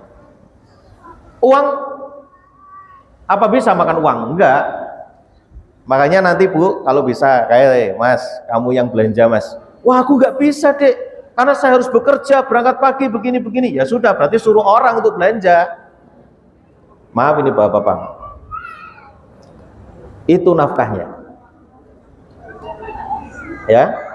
Makanya cara memuliakannya ya seperti itu, diantaranya salah satunya. Kemudian Yakum, ini saya kasih contoh lagi. Hebatnya istri kita ini adalah, sebenarnya istri itu kalau diperintah, Dek, ini saya sudah belanja, tolong masakkan, itu wajib dia memasak. Tapi kalau tidak diperintah, tidak wajib. Jadi kalau kemudian suami sudah belanja, kok diem aja, nggak perintah, terus dia kerja, kok belum mateng, nggak boleh marah, nggak perintah kok, benar nggak?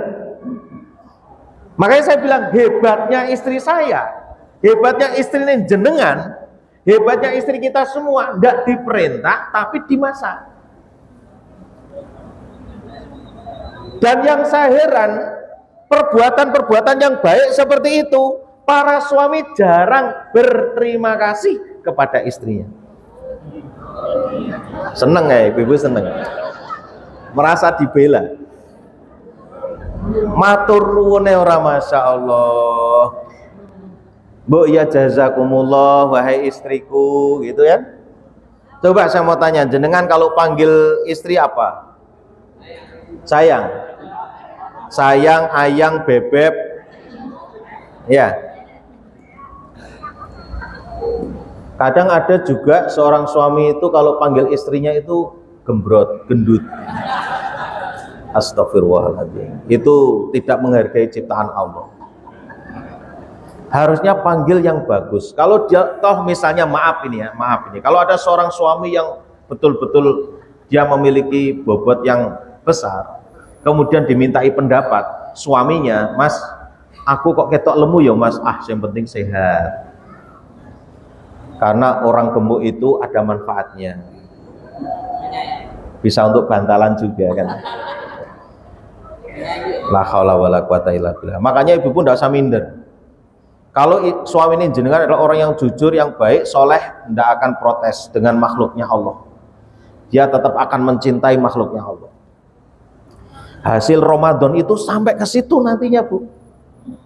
Makanya kemarin saya dapat pengaduan masalah anak, masalah suami istri, saya harus ketemu sebelum Ramadan, karena saya harus nyampaikan ini.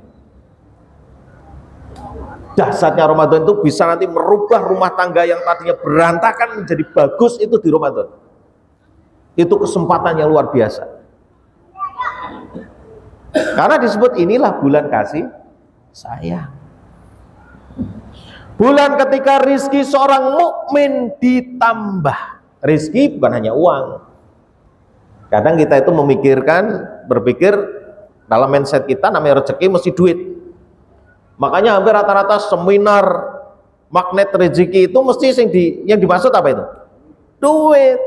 Padahal rezeki itu tidak hanya duit. Patuhnya anak kepada orang tua adalah rezeki. Patuhnya istri kepada suami adalah rezeki. Tanggung jawabnya seorang suami kepada anak dan istrinya adalah rezeki. Itu bisa diminta di bulan Ramadan. Bisa diminta. Ya, kalau yang galak minta dilembutkan, termasuk anak. Jenengan punya masalah anak ini dimintakan dari awal Ramadan sampai terakhir. Dan jangan hanya yang bermasalah. Kalau jenengan punya anak 3, misalnya yang agak nakal 1 itu, jangan kemudian doakan cuma 1, 3-tiganya doakan semuanya. Karena apa? Ada satu kasus, ada orang itu punya anak 4, 1 bermasalah, nakal, yang dia fokus doakan cuma yang 1. Begitu yang 1 sembuh nakalnya, yang 3 jadi nakal. Makanya doakan semuanya. Ya, Robbi habli minas sholihin. Itu kita doakan. Barang siapa di bulan tersebut, yaitu bulan Ramadan, memberi buka kepada orang yang berpuasa.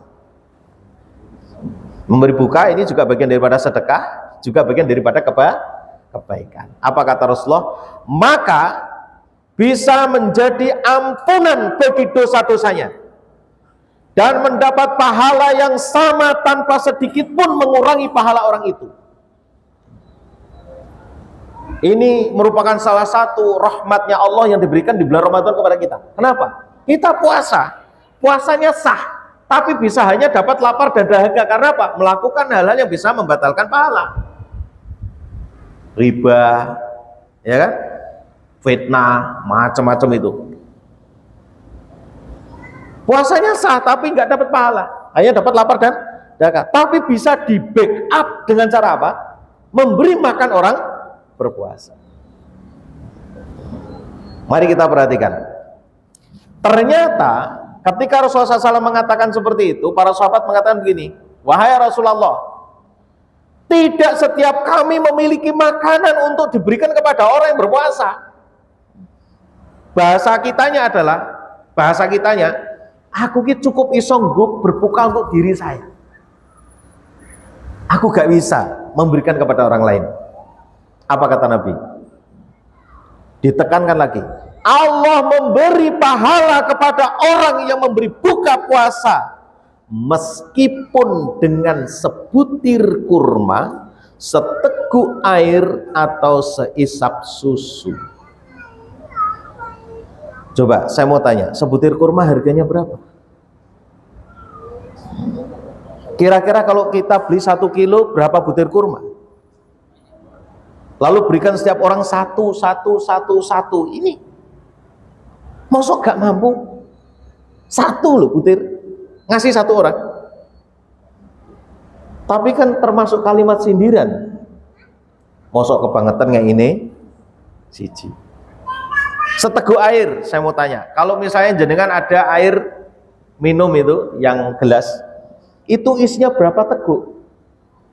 Apa kira-kira kita ngasih orang itu, Mas, puasa enggak? Puasa, ini saya kasih untuk buka ya, cuman seteguk. Nggak mungkin. Pertanyaan saya, itu 1 cup itu berapa harganya? 500. Jadi jawarimakullah, artinya apa? Usahakanlah kita memberi orang untuk buka puasa. Semua yang ada di sini usahakan memberi untuk orang berbuka puasa. Entah wujudnya apa terserah. Yang mampu nasi ya nasi, yang mampu air minum, yang mampu kurma ya kurma, begitu maksudnya. Kenapa? Karena ini menjadi sebab agar kita mendapatkan ampunan. Makanya ibu-ibu yang dimuliakan Allah dan bapak-bapak sekalian, bahwa kenapa kita ini termasuk orang yang tidak mampu memberi buka puasa bersama, karena uangnya habis untuk beli baju baru. Ibu-ibu itu udah 2 bulan 3 bulan yang lalu sudah beli bahan dulu Pak, masuk jahitan. Ini persoalannya. Padahal salah satu indikator takwa, ya, haqqo tuqatih itu, kata Ali bin Abi Thalib radhiyallahu an adalah al-qanaatu bil qalil. Qanaah walaupun sedikit. Qanaah kalau bahasa saya yang saya pahami diantaranya adalah terima ing mantu. Kalau saya sudah nerimo dengan baju yang saya pakai, kenapa saya harus beli? Karena ini masih bisa dipakai. Saya waktu menyampaikan begini diprotes sama para orang yang jual baju. Wah, ini gara-gara ceramahnya Pak Ahmad ini penjual baju itu nggak ada yang beli. Oh, nggak bisa. Allah tidak akan mengurangi rizki ini sampean hanya karena orang bertakwa. Enggak akan. Wong orang bertakwa sama orang nggak bertakwa itu lebih banyak orang yang nggak bertakwa kok. Nanti yang beli bajunya sampai orang-orang yang nggak bertakwa itu, saya bilang. Guyonannya gitu, candaannya gitu. Jadi nggak usah khawatir. Allah tetap akan ganti. Ya. Jadi ini diantaranya. Barang siapa meringankan beban hamba sahaya di bulan Ramadan, maka Allah akan mengampuni dan membebaskan dari api neraka. Membebaskan hamba saya, membebaskan budak dari pekerjaan-pekerjaan yang berat, itu juga bagian daripada satu kebaikan yang bisa menyebabkan ampunan. Nah, kita nggak punya budak, yang punya adalah pekerja. Kalau bapak-bapak, ibu-ibu yang punya apa? Toko, biasanya kan ada pekerja di situ. Nah, diringankan. Berangkatnya yang tadinya jam 7, jam 8, udah kamu berangkatnya jam 9. Nanti pulangnya jam 3, misalnya begitu. Bayarannya masih utuh. Wah, hebat tuh. Tapi jangan lupa, kamu pulang saya kasih keringanan, sampai di rumah kamu baca Quran. Gak rugi ibu-ibu insya Allah. Ya, atau di shift. Terserahlah modelnya gimana, yang penting orang ini diringankan, tidak seperti pada hari-hari biasa. Perbanyaklah untuk melakukan 4 hal pada bulan itu. 2 diantaranya untuk menyenangkan Allah Subhanahu wa ta'ala. 2 lainnya adalah kamu pasti menginginkannya atau berhajat dengannya. 2 hal yang bisa menyenangkan Allah Subhanahu wa ta'ala yaitu bersaksi bahwa tidak ada ilah kecuali Allah, yaitu bertauhid. Yang satunya adalah engkau memohon ampunan kepada Allah Subhanahu wa ta'ala. Allahumma innaka afuwun tuhibbul afwa fa'fu anni. Itu kita baca terus sampai nanti ya selesai Ramadan. Kita berharap dengan membaca itu nanti di malam Lailatul Qadar kita pas membaca permohonan ampun kita kepada Allah Subhanahu wa ta'ala.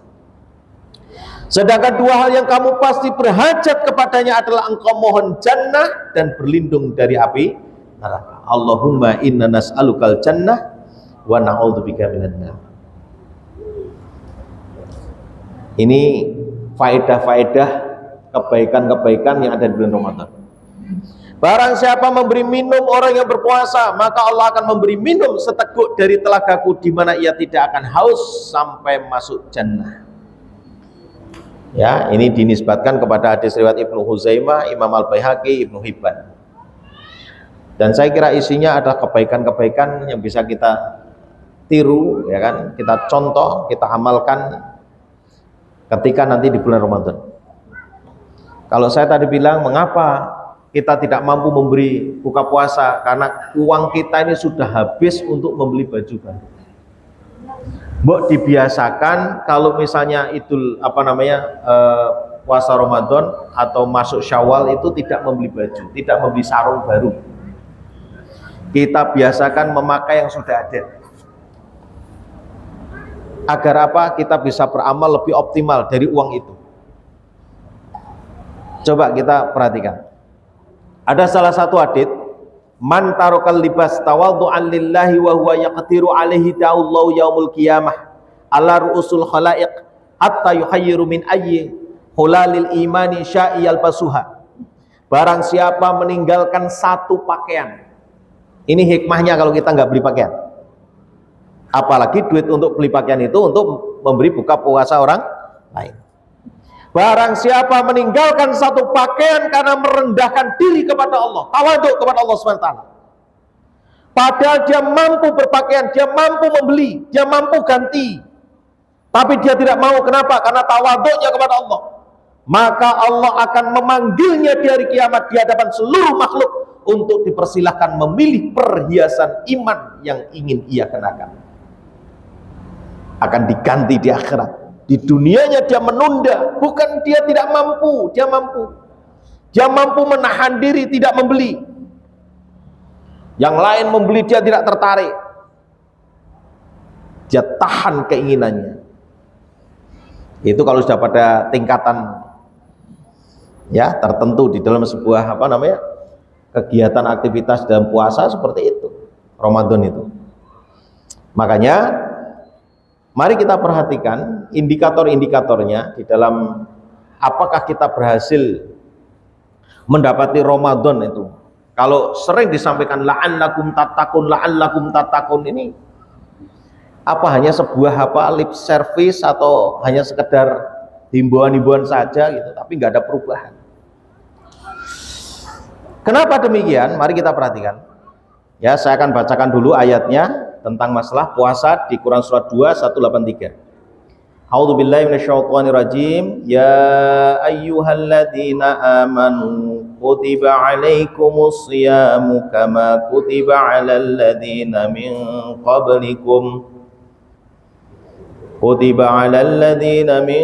qablikum la'allakum tattaqun. Wahai orang-orang yang beriman, diwajibkan atas kalian berpuasa sebagaimana diwajibkan orang-orang sebelum kalian agar apa?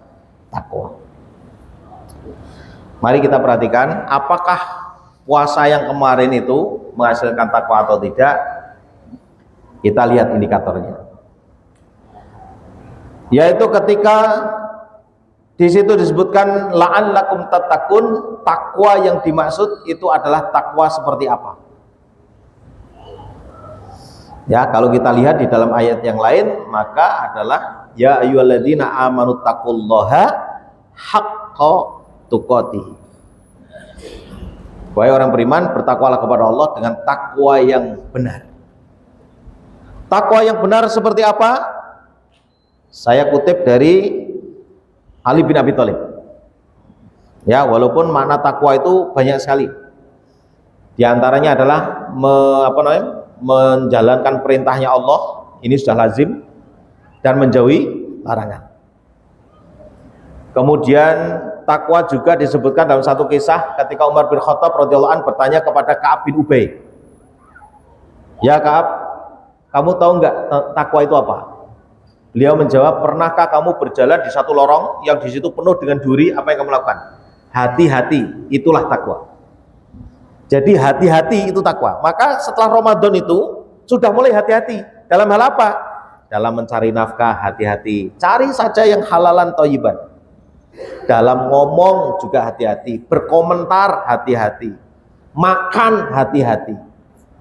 Semua hati-hati. Nggak sembarangan. Nggak losdol, ngomong sembarangan.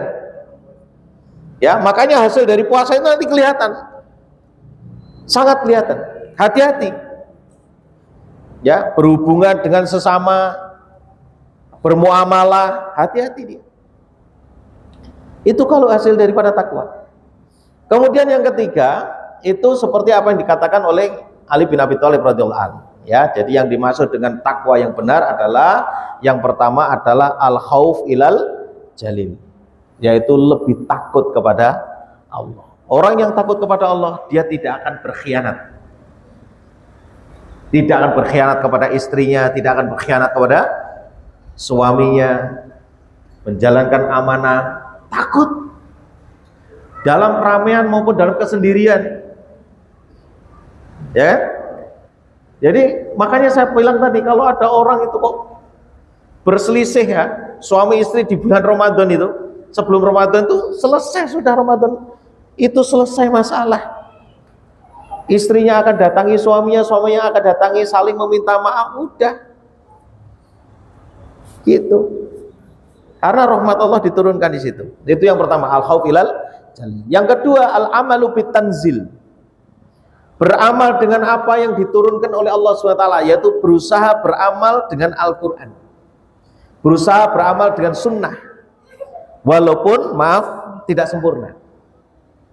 Ya, karena kesempurnaan milik Allah dan kita mungkin juga akan sulit Tapi Rasulullah SAW memberikan sebuah keringanan, syaddidu wa qaribu wa absiru.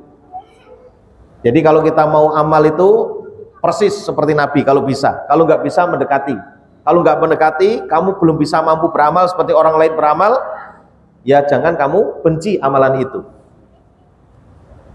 Kalau ada orang misalnya maaf, mungkin dia tidak hafal Quran, mungkin dia tidak banyak hafal hadis, dia memakai jubah, dan dia mampu melakukan itu, dan dia berniat untuk mengamalkan bagian daripada apa yang pernah diamalkan oleh para sahabat, maka bagi orang yang hafal Quran juga tidak boleh meremehkan. Orang yang banyak menghafal hadis juga tidak boleh meremehkan. Itu cara mengamalkannya. Dia berusaha untuk mengamalkan. Kalau kamu belum mampu mengamalkan, kamu masih mampu pakai kaos dan pakai celana jeans, ya kamu nggak boleh membenci orang yang beramal dengan menggunakan jubahnya. Kalau kamu belum mampu beramal untuk berjilbab, ya kamu jangan mencela orang yang pakai cadar. Kan seperti itu. Ya kan? Wabsiru. Kamu bangga kalau ada sesama muslim mampu mengamalkan. Kalau ada orang diberi oleh Allah Subhanahu wa taala anugerah bisa mampu memiliki istri lebih dari satu, ya sudah. Udah, jangan membenci, jangan menolak. Ya udah, itu memang rezekinya dia. Bukan rezeki saya. Enggak usah dipaksakan. Tapi seneng. Kalau ada orang mencela, jenengan harus bela. Diam kamu. Enggak boleh kamu menghina. Begitu harusnya. Itu bagian daripada syariat Allah. Paling itu karena nafsu. Itu urusan dia, bukan urusan kamu. Harusnya ibu-ibu begitu kalau ada orang mencela, walaupun jenengan tidak mengamalkan, nggak apa-apa. Itu harusnya begitu sikapnya. Kalau ada syariat Allah yang dihinakan, dia membela, walaupun dia tidak beramal. Karena masalah amal itu masalah kemampuan dan anugerah Allah Subhanahu wa taala. Ya, tapi dia berusaha untuk al-amalu bit tanzil. Masuk masjid kaki apa? Kanan, keluar kaki kiri. Coba nanti perhatikan jenengan keluar kaki kanan apa kiri. Dan itu kalau tidak terbiasa nggak bisa. Masuk kamar mandi, nah gitu. Ya, jadi al-amalu bitanzil. Yang ketiga al-qanaatu bil qalil. Qanaah walaupun sedikit. Ya tadi sudah saya singgung sedikit. Qanaah itu bahasa saya yang saya pahami gampangnya itu ada pembahasan sendiri sebenarnya. Kalau qanaah bil qalil itu ada pembahasan sendiri. Ya, ada materi tersendiri. Tapi bahasa gampangnya adalah menerima apa yang datang dari Allah. Kalau saya sudah diberi oleh Allah baju ini dan masih bisa saya pakai, saya terima ya Allah dan saya tidak akan beli lagi. Karena masih bisa dipakai. Jangan dikira baju-bajunya jenengan yang ada di lemari itu tidak akan dihisap. Dihisap itu, ditanya itu nanti besok sama Allah. Jangan dikira sarung, celana, semua yang dikumpulkan, yang dipakai tidak dihisap. Dihisap. Kalau mau saya tanya, pengen masuk surga cepat apa lama? Lah kok banyak yang dikumpul-kumpulkan bajunya? Ya, terus gimana Pak solusinya? Solusinya ibu-ibu, dicuci, disetrika, masukkan plastik yang rapi walaupun bekas, nanti kalau ada orang yang mau pakai silahkan pakai, diberikan kepada orang, insya Allah lebih bermanfaat daripada disimpan. Mumpung belum kita mati loh ya, ini kalau udah kadung mati nanti dihisap, ditanya kenapa nggak dipakai. Makanya saya bilang tadi jangan bela-beli itu masalahnya di situ. Saya pernah diprotes juga sama orang, kenapa beli baju kok nggak boleh? Ya bukannya nggak boleh, ya monggo sampean Pak tuku sing oke nggak apa-apa. Neng inget, sampean hisapnya lebih gede, hisapnya lebih banyak, ya kan? Itu. Anak juga dilatih. Kalau anak minta, Bu, saya belikan baju ini kan hari Idul Fitri, oh ibu aja nggak beli kok, ngirit kan? Nah, kecuali kalau sudah bolong-bolong gitu kan, sudah ketok auratnya, itu monggo silakan dibelikan, itu tanggung jawab suami. Kalau seorang istri sudah punya pakaian yang nutup aurat, kok kemudian kok minta dibelikan, itu tidak wajib dibelikan karena sudah ada. Ya, wajibnya kalau tidak menutup aurat itu wajib tuh. dan bahkan tidak dianggap dia telah memenuhi kewajiban membeli pakaian kalau dia tidak menutup aurat. Begitu, jadi ngirit Pak. Makanya kenapa kok kita kerja bolak-balik nggak cukup duitnya, itu karena kita salah dalam hidup. Coba kalau cara hidup sampean seperti itu, insya Allah cukup, yakin. Infak itu nanti banyak itu. Ya, kenapa kita tidak infak? Ya karena itu tadi, banyak membeli sesuatu yang tidak penting, tidak perlu. Nah, hasil dari Ramadan adalah takwa. Takwa yang benar memunculkan al-qanaatu bil qalil. Sudah ada tempe goreng, ya kan, sama nasi, ya udah, nggak usah pengen sate. Udah ada tempe, makan aja. Itu dibiasakan hidup begitu. Nggak ada tempe, adanya nasi doang, nggak ada duit, keluar cari kemangi, udah kemangi sama nasi aja udah enak kok. Ngapa ini hidup sekali bikin susah? Ya, itu kalau para suami ini jenengan kayak gitu, hebat. Udah, para istri ini jenengan kayak gitu, duitnya akeh turai, tenang. Bukan karena tidak mampu membeli, sekali lagi, karena tawaduknya kepada Allah dan rasa bersyukurnya dia kepada Allah Subhanahu wa taala. Yang ada adalah nikmat, nanti dia bisa berbuat baik karena kebaikan tadi kan. Baiknya dia tawaduk kepada Allah, kemudian dia bisa berinfak. Itu karena hidupnya barokah. Yang keempat adalah al-istidadul yaumir rahil. Jadi takwa yang benar itu hidupnya adalah untuk apa? Mempersiapkan satu perjalanan hidup yang panjang. Bahasa gampangnya, persiapan menuju setelah kematian. Kalau saya boleh tanya misalnya, nuwun sewu, kalau kita mati ya hari ini, kira-kira apa bekal dari kematian kita? Orang hampir tidak bisa jawab. Kalau kita perhatikan para ulama dulu itu ada kitab namanya. Contohlah katakanlah Imam Bukhari. Imam Bukhari itu ada kitab. Begitu dibaca hadisnya langsung pahalanya ngalir. Beliau sudah wafat tetapi pahalanya mengalir. Bisa nggak kita seperti itu? Ada nggak kira-kira yang ketika kita tinggalkan ada pahala yang mengalir? Apa kira-kira? Kita harus berpikir. Itu yang disebut dengan persiapan. Persiapan mati kita itu apa? Oh saya Pak, kalau bahasa saya apa ya, dulu mau bikin konten-konten gitu kadang-kadang berpikir ngapain gitu, tapi tak pikir lagi, iya kalau ulama bisa bikin kitab. Nah kalau saya bukan ulama, hanya bisa memberi nasihat. Nasihat itu sangat penting bagi kehidupan. Kalau orang mau cerai nggak jadi cerai gara-gara nasihat, wah itu pahalanya besar. Anak yang tidak taat ketika dinasihati kemudian jadi taat kepada orang tuanya, oh itu pahalanya besar. Kita bisa berinvestasi di situ, bukan hanya berhenti di situ. Orang ini nanti akan menasihati lagi orang lain terus begitu. Ya kenapa saya bikin channel itu, diantara salah satu alasannya itu Pak. Saya berharap dari orang yang mungkin 1000 yang melihat konten saya, itu ada satu saja yang kemudian nasihatnya bermanfaat buat dia. Itu alasan diantaranya kenapa. Tadinya waduh nggak mau sebenarnya, tapi saya pikir wah ini untuk sanggup mati buat apa? Saya nggak buru duit kok. Lah ngopo dadak buru duit wis cukup. Nyatane nggak bayaran dari YouTube juga sudah, nggak ada yang terlantar, kegiatan yo jalan, ya kan? Nggak ada masalah. Lalu kenapa kalau kita punya potensi kemudian tidak digunakan? Itu diantaranya. Wah lah saya nggak bisa Pak kalau ceramah terus bikin konten gitu. Ya sudah, kalau kamu nggak bisa ya kamu sebarkan kalau itu manfaat dan baik. Kan kita bisa berperan dalam kebaikan Tuhan banyak sekali. Ibu-ibu ini kan punya peran yang begitu banyak, kebaikan di rumah itu kan banyak sekali. Coba bayangkan nuwun sewu ibu, ada satu hadis begini. Barang siapa yang mengatakan subhanallah walhamdulillah, maaf. Bukan itu.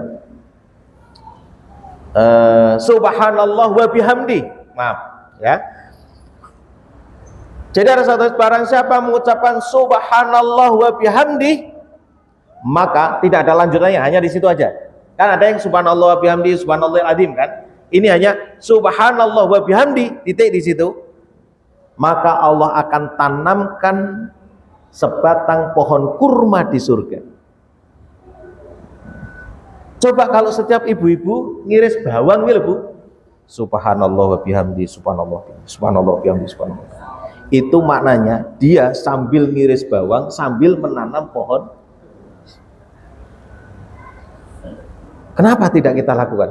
Lu panennya kapan Pak? Yang kones mati.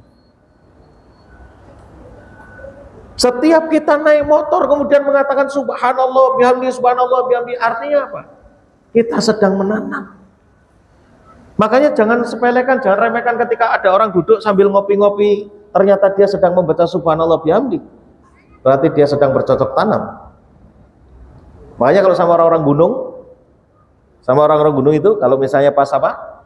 Nanam jagung, nanam apa? Atau pas mencangkul, saya bilang, setiap satu cangkulan jenengan baca subhanallah bihamdi, itu berarti jenengan sedang menanam dunia dan akhirat. Coba ingat.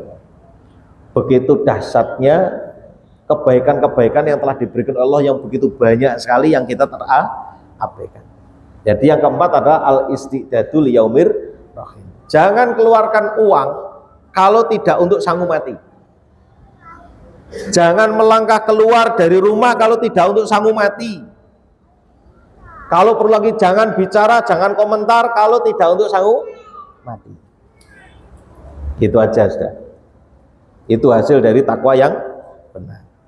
Kemudian sampai jam berapa tak? 11. 10 menit lagi. Oh, 10 menit. Baik. Karena takwa itu akan mendudukkan pemiliknya menjadi orang yang mulia. Bisa jadi dia tidak mulia di mata manusia, tapi dia pasti mulia di Allah. Ya, inna akramakum indallahi atqakum. Dengan takwa kita akan dijauhkan dari kebuntuan masalah, diberi rizki oleh Allah dari arah yang tidak disangka. Wa may yattaqillaha yaj'al lahu makhraja. Kalau saya bilang tadi di bulan Ramadan kita berdoa kepada Allah, ya Allah, bayarkan hutang saya, Allah. Bayarkan hutang saya. Tapi saya pesan jangan sekali-kali hutang lagi. Kalau sudah dibayarkan jangan hutang lagi. Ya, bayarkan hutang saya. Apakah bayar hutang harus pakai uang? Tidak. Saya pernah punya hutang sama orang 20 juta itu, bayar tidak pakai uang. Karena saya minta kepada Allah, ya Allah bayarkan hutang saya. Orang yang saya hutangi datang ke rumah, dia bilang lunas. Pakai uang? Tidak. Siapa yang menggerakkan hatinya? Makanya mintanya sama Allah, jangan minta sama manusia. Tolong Pak dilunaski hutangku. Oh, coba pisan-pisan. Minta sama Allah, biar Allah gerakkan hutang dia. Hutang kita. Hatinya digerakkan. Itu dahsyatnya minta kepada Allah. Berarti kan jelas ya tadi ya. Ramadan itu bisa menyatukan orang yang suami istri yang ribut kan. Terus hutang lunas. Rizki bertambah. Yang nggak punya jodoh, belum punya jodoh, minta kepada Allah, ya Allah berikan saya jodoh ya Allah, wanita solihah, bukan istri solihah, wanita solihah. Karena istri solihah itu istri orang. Kalau wanita solihah itu kan masih sendiri. Paham ya? Ini jangan salah, dongol loh sampai loh mas. Ini saya udah nikah loh. Oh ini bahaya, salah. Ya Allah berikan kepada saya istri solihah, bahaya ini. Ini si orang, ini istri solihah ini. Ya, wanita solihah. Jangan salah doa loh, awas. Pak, saya pernah berdoa sama Allah gini, ya Allah buatkan saya rumah, dibuatkan betul. Sekarang saya berdoanya, ya Allah belikan rumah. Karena buat rumah itu ternyata butuh waktu yang lama dan melelahkan. Makanya pengennya dibelikan aja. Ya, nah dibelikan kan begitu beli langsung bisa masuk Pak. Tapi kalau buat kan lama. Betul itu dikabulkan betul. Ya. Kemudian dengan takwa kita akan dijauhkan dari kesulitan. Wa may yattaqillaha yaj'al lahu min amrihi yusra. Barang siapa bertakwa kepada Allah, maka dia akan dimudahkan urusannya. Makanya kalau setelah Ramadan kok urusannya semakin ruwet, berarti Ramadannya tidak diisi dengan kebaikan. Indikatornya gampang. Gampang sekali. Kemudian orang beriman dan bertakwa akan diberi oleh Allah kehidupan yang diberkahi. Walau anna ahlal qura amanu wattaqau la fatahna alaihim barakatim minas samai wal ardh. Sekiranya penduduk negeri ini beriman dan bertakwa, akan dibukakan bagi mereka pintu-pintu barokah dari langit dan bumi. Makanya kalau keberkahan tidak ada dalam rumah tangga kita, rahmat tidak ada dalam rumah tangga kita, berarti yang memang harus didandani, diperbaiki adalah takwanya. Dan momen Ramadan adalah salah satu momen, sekali lagi, yang ini bukan bulan biasa. Wattaqullaha yu'allimukumullah, diberi ilmu, diberi paham, gampang paham. Itu kalau orang bertakwa. Kemudian walibasut taqwa dzalika khair. Allah berikan pakaian takwa itu sebagai pakaian yang baik. Karena takwa akan mendidik dirinya itu adalah memiliki akhlakul karimah. Itu ujung daripada hasil Ramadan. Makanya cawani wa yakum, marilah kita berfastabiqul khairat. Belum tentu saya nerangkan ini lebih baik dari antum semuanya. Bisa jadi antum lebih baik. Makanya saya hanya bisa memberikan satu tips-tips agar apa? Agar kita berfastabiqul khairat, nanti kita akan saling bersaksi di hadapan Allah Subhanahu wa taala. Ini ya. Baik, sampai di sini dulu insyaallah. Mungkin saya tutup dulu dengan subhanakallahumma wa bihamdika asyhadu an la ilaha illa anta astaghfiruka wa atubu ilaika. Assalamualaikum warahmatullahi wabarakatuh. Masalah infak itu ya memang sebenarnya kewajiban bagi semua, ya, orang muslim, mukmin. Karena jelas wa anfiqu mimma razaqnakum, ya kan? Infakkanlah dari apa yang telah Allah berikan rizki, sebagian daripada rizki yang telah diberikan kepadamu. Maka ketika seseorang itu infak, sekali lagi tidak akan mengurangi makan kita, enggak akan. Infak itu tidak akan mengurangi jatah untuk membayar SPP anak kita, enggak akan. Ya, makanya apa? Ini dibutuhkan namanya keyakinan. Peningkatan keyakinan, dan biasanya keyakinan itu akan meningkat ketika dibuktikan. Sekali lagi, Allah tidak akan membiarkan hamba-hambanya itu diperintah dan perintahnya itu mengandung kedoliman, tidak mungkin. Allah perintah kita infak itu bukan untuk mendolimi kita, justru itu bagian daripada keadilan Allah SWT kepada kita. Nah, ini diantaranya. Jadi ini untuk semua saja, ya, kaum muslimin. Itu namanya infak, itu adalah salah satu cara kita untuk membersihkan harta kita.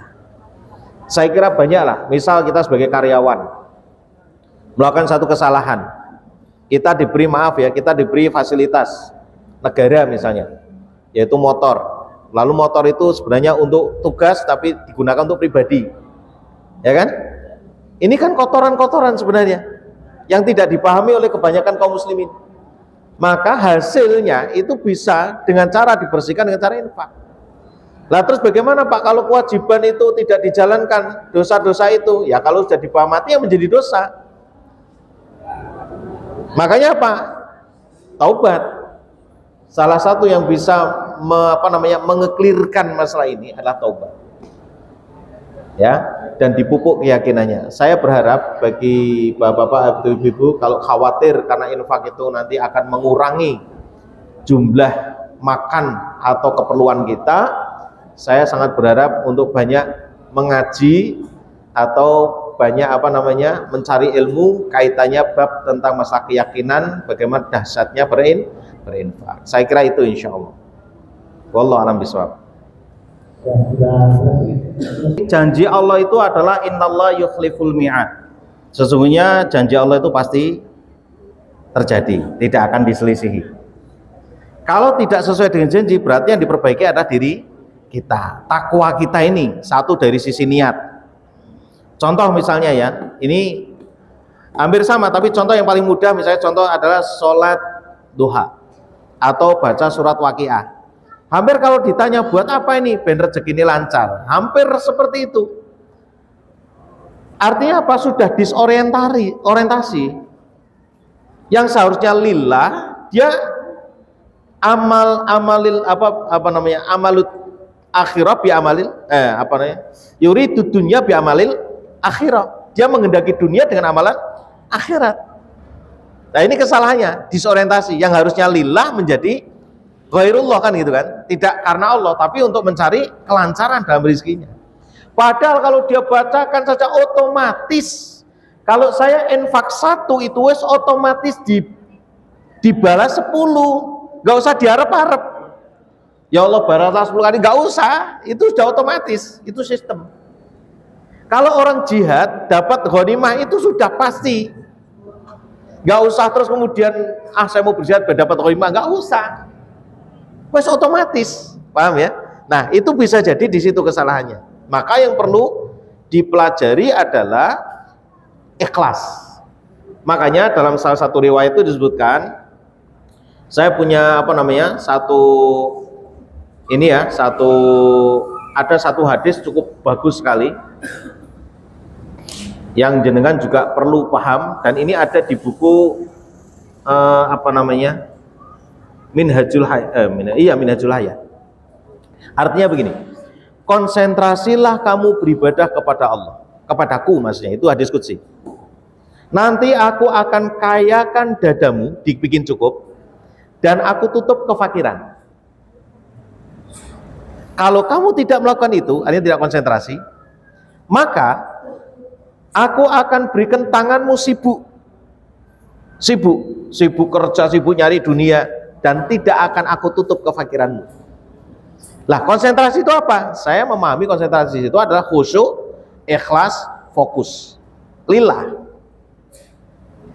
Artinya apa? Kenapa kok orang sudah dalam sebuah komunitas jamaah, lalu kemudian kok hidupnya tertate-tate? Ya karena nggak konsentrasi dalam perjuangannya. Ya apa saja, di mana saja, seperti itu. Jadi sama dalam puasa Ramadan gitu, kalau dia tidak konsentrasi menghadapi Ramadan ini dalam ibadahnya, lalu kemudian tidak menghasilkan takwa, ya janji-janji Allah tidak akan terrealisasi, itu kan? Itu satu. Kemudian yang kedua, tentang masalah tadi, saya baru paham. Nah, disinilah bukti bahwa masalah paham itu adalah Allah. Contoh ini ya, ada satu hadis saya baca tahun 92. Rufi'atul aqlam wa jafatis suft. Pena diangkat, lembaran telah kering. Itu sudah saya baca, sudah saya hafalkan. Tapi pahamnya tahun 2012. 20 tahun kemudian. Makanya apa? Orang minta paham itu, Rabbi zidni ilman warzuqni faham. Paham itu dari Allah. Kenapa Allah kasih paham? Man yuridillahu bi khairat yufaqihu fiddin. Kenapa dipahamkan oleh Allah? Karena dia pilih oleh Allah. Kenapa dia dipilih baik oleh Allah? Karena dia pengen jadi orang baik, karena dia pengen paham. Nah, maka syarat-syarat paham dijalankan. Lah, kita nggak paham waktu itu, termasuk itu. Lah, kalau itu paham itu karena kalau yang tadi ya belenggu setan itu ya saya merasakan, oh ternyata betul kalau di Ramadan kenapa mudah baca Quran, setelah lepas Ramadan kok susah. Oh, ini setannya sudah dilepas, gitu kesimpulan saya. Kalau yang tadi Rufi'atul aqlam wa jafatis suf itu kaitannya dengan ada seorang waktu itu adalah namanya orang matlub lah. Orang matlub itu kan di mana-mana gambarnya. Orang matlub mau bikin SIM, coba bayangkan. Orang matlub mau bikin SIM, udah diingetin, apa itu matlub, kok bikin SIM gimana? Bikin paspor tuh gimana? Dia jawaban dengan hadis tadi, Rufi'atul aqlam wa jafatis suf. Kalau Allah memang sudah takdirkan saya harus kena. Apa yang terjadi? Ya difoto, lolos, gak ada masalah, gak ada yang tahu. Padahal gambarnya nempel di sebelahnya. Artinya apa? Memang kalau Allah memang betul-betul takdirkan dia tidak akan kelihatan, ya nggak akan kelihatan. Itu keyakinan masalahnya. Ya, itu diantara contohnya. Itu baru saya paham 20 tahun, kemudian gara-gara cerita itu. Baik, ini ada pertanyaan. Semua yang kita miliki akan Allah hisab. Apakah hanya berlaku bagi barang pakaian yang kita kumpulkan sebagai koleksi? Ya, bagaimana dengan apa ini? Yang dipakai ya. Apakah termasuk? Lalu bagaimana dengan buku? Ya sama. Ya, semua yang kita miliki itu akan dihisab. Sepatu, ya baju, tadi saya kasih contoh cuman baju. Termasuk motor, termasuk sepeda, apa saja yang kita punya semua akan dihisab tanpa lolos sedikit pun. Lah kalau yang kita pakai berarti masih manfaat. Kalau kita sudah masih dipakai bermanfaat, ya dihisab kita masih bisa jawab. Tapi kalau yang tidak dipakai, jawabnya apa? Gak bisa kan? Nah, daripada gak bisa jawab, ditanya di dunia saja kita nggak bisa jawab, ya lebih baik sebelum ditanya sama malaikat, ya kan, yang menakutkan, ya lebih baik udahlah saya sedekahkan, selesai, nggak ada pertanyaan. Itu contoh aja, ya termasuk sepatu, sandal. Lah makanya kalau bisa ada komunitas ibu-ibu, buka aja itu nanti hijab-hijab itu dikumpulkan, nanti kalau ada orang perlu suruh ambil pakai, ya. Jadi apa namanya, rumah hijab, kalau di sana ada namanya rumah hijab. Itu bagi ibu-ibu yang punya baju-baju syar'i dikumpulkan. Kalau memang untuk yang bencana juga boleh, tadi caranya apa? Dicuci, kemudian sewaktu-waktu diperlukan disalurkan. Syukur kalau disalurkan tempat pondok-pondok pesantren putri kalau bagi ibu-ibu. Kalau bagi bapak-bapak ya putra. Ini contoh ya. Nih makanya termasuk buku Pak, ya. Buku, makanya buku itu ya kalau bisa dimanfaatkan betul, artinya dibaca. Kalau sudah selesai dibaca kan sudah, ya kan? Setelah itu disimpan. Nah terus niatnya untuk apa? Ya kita berharap keturunan kita nanti akan membaca, kan gitu. Masalah nanti faktanya dibaca apa enggak, ya enggak ada urusan. Kita enggak tahu. Apalagi sekarang buku kalah dengan HP.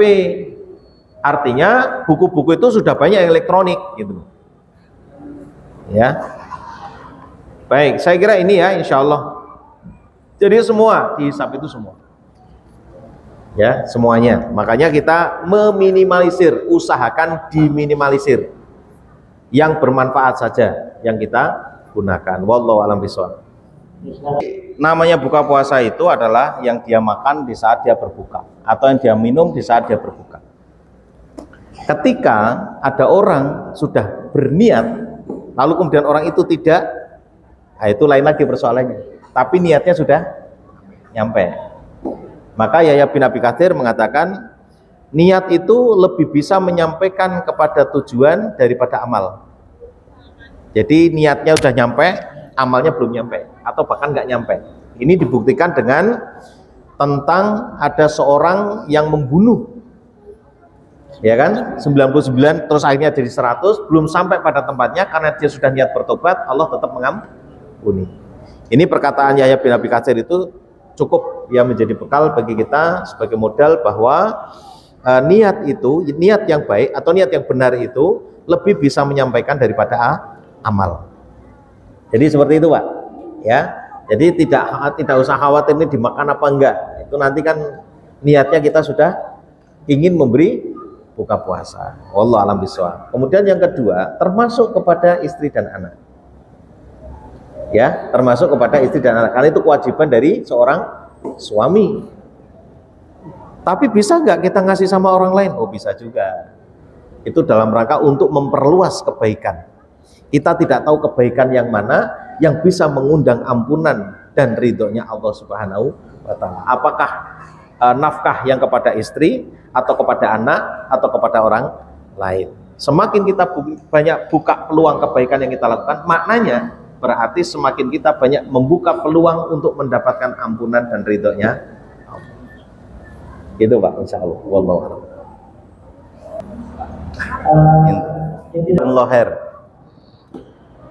Kalimatnya adalah innallaha la yughayyiru ma biqaumin hatta yughayyiru ma bi anfusihim. Jadi munculnya ada sifat kebaikan itu harus ada kesadaran. Jenengan punya anak ini nakal, suruh sholat susah misalnya. Oh jenengan ding, orang lain aja ding. Maaf. Misalnya ada orang punya anak gitu kan, itu suruh sholat susah. Kewajiban saya sebagai orang tua atau bagian orang tuanya kepada anak-anaknya mengingatkan saja, nak sholat itu udah cukup. Kenapa? Karena kita nggak bisa merubah. Yang bisa merubah adalah Allah, dan Allah akan merubah kalau dianya mau berubah. Berarti usaha kita adalah bagaimana mengingatkan dan sampai kepada dia muncul kesadaran. Kalau tadi disebutkan sama Bapak itu, kenapa kok kita tuh infaknya itu misalnya susah? Karena nggak ada kesadaran. Kenapa kalau tadi disebutkan kok saya kok Ramadan tidak bisa menikmati? Ya karena belum ada kesadaran bahwa Ramadan itu dahsyat. Ramadan itu ada satu bulan yang memang tidak sama dengan yang lain. Ini yang harus kita tingkatkan tuh di situ. Ya kalau nanti kita itu muncul kesadaran, baru Allah akan merubah. Makanya ada disebutkan, kalau saya menggunakan bahasanya Ustadz Syafiq, bukan Syafiq, satunya lagi Khalid, ya Ustadz Khalid Basalamah. Itu beliau menyampaikan tentang takdir, itu kan ada takdir ikhtiar dan takdir mutlak. Jadi kalau takdir mutlak tidak bisa dirubah. Mati itu takdir mutlak, tidak bisa dirubah, orang tetap mati. Tapi matinya seperti apa? Nah, itu namanya ikhtiar. Dia mau husnul khotimah atau su'ul khotimah. Karena dua pilihan. Ikhtiar itu di situ. Dia laki-laki, walaupun dengan doa malam Lailatul Qadar nggak bisa berubah jadi wanita, nggak bisa. Karena itu mutlak. Itu kan? Tapi kalau tadinya dia belum menikah, lalu dia berdoa di malam Lailatul Qadar, kemudian bulan Syawal ta'aruf, bulan Dzulqa'dah menikah, itu takdirnya berubah. Yang tadinya sendirian jadi berpasangan. Nah, perbuatan-perbuatan baik sama saja seperti itu. Dan buruk itu. Kalau dia ada keinginan untuk perbuatan baik dari perbuatan buruk, ya perbuatan baik, insya Allah kalau ada keinginan berubah, dia akan berubah. Kapan waktunya nggak ngerti. Terus kemudian, kenapa saya juga pernah sampaikan bahwa kita harus husnudzon, maaf ya, kepada kebaikan orang kafir. Kita punya tetangga, kebetulan orang kafir ini baik itu suka bantu orang, nyantuni orang, dan seterusnya. Saya berharap kebaikan ini akan menjadi jalan hidayahnya dia. Makanya kalau anak kita barangkali ya, kok kemudian ada satu kesusahan, kita itu mendapati dinasehati agak susah dan seterusnya, kita berharap kebaikan, dia kan pasti punya kebaikan tuh kan, gitu kan. Misalnya gini, Dek tolong disapukan ya yang depan, dia langsung berangkat, itu kebaikan dia. Kita berharap kepada Allah, ya Allah mudah-mudahan kebaikannya dia ini itu bisa merubah keburukannya menjadi kebaikan. Itu satu contoh. Maka keburukan itu bisa berubah menjadi kebaikan ketika kita punya kesadaran ingin berubah. Kalau tidak, nggak bisa. Maka yang kita dorong untuk anak kita, suami kita, istri kita yang selalu berbuat buruk itu, didorong kesadarannya agar berubah. Nah itu ya, kalau sudah ada perubahan, insya Allah nanti Allah akan kasih, pasti itu. Insya Allah. Wallahu a'lam bishawab.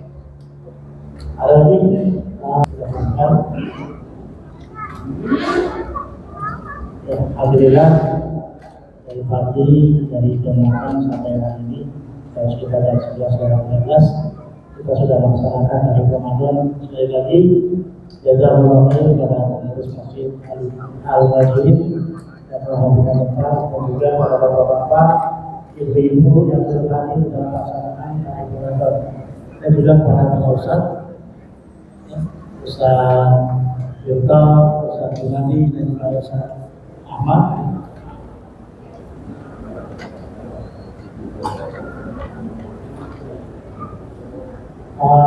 Sebelum itu nanti insya Allah ada makanan ya, yang disediakan oleh panitia dan juga bapak sebagai ibu dan anak. Marilah kita tutup pertemuan kita dengan andalan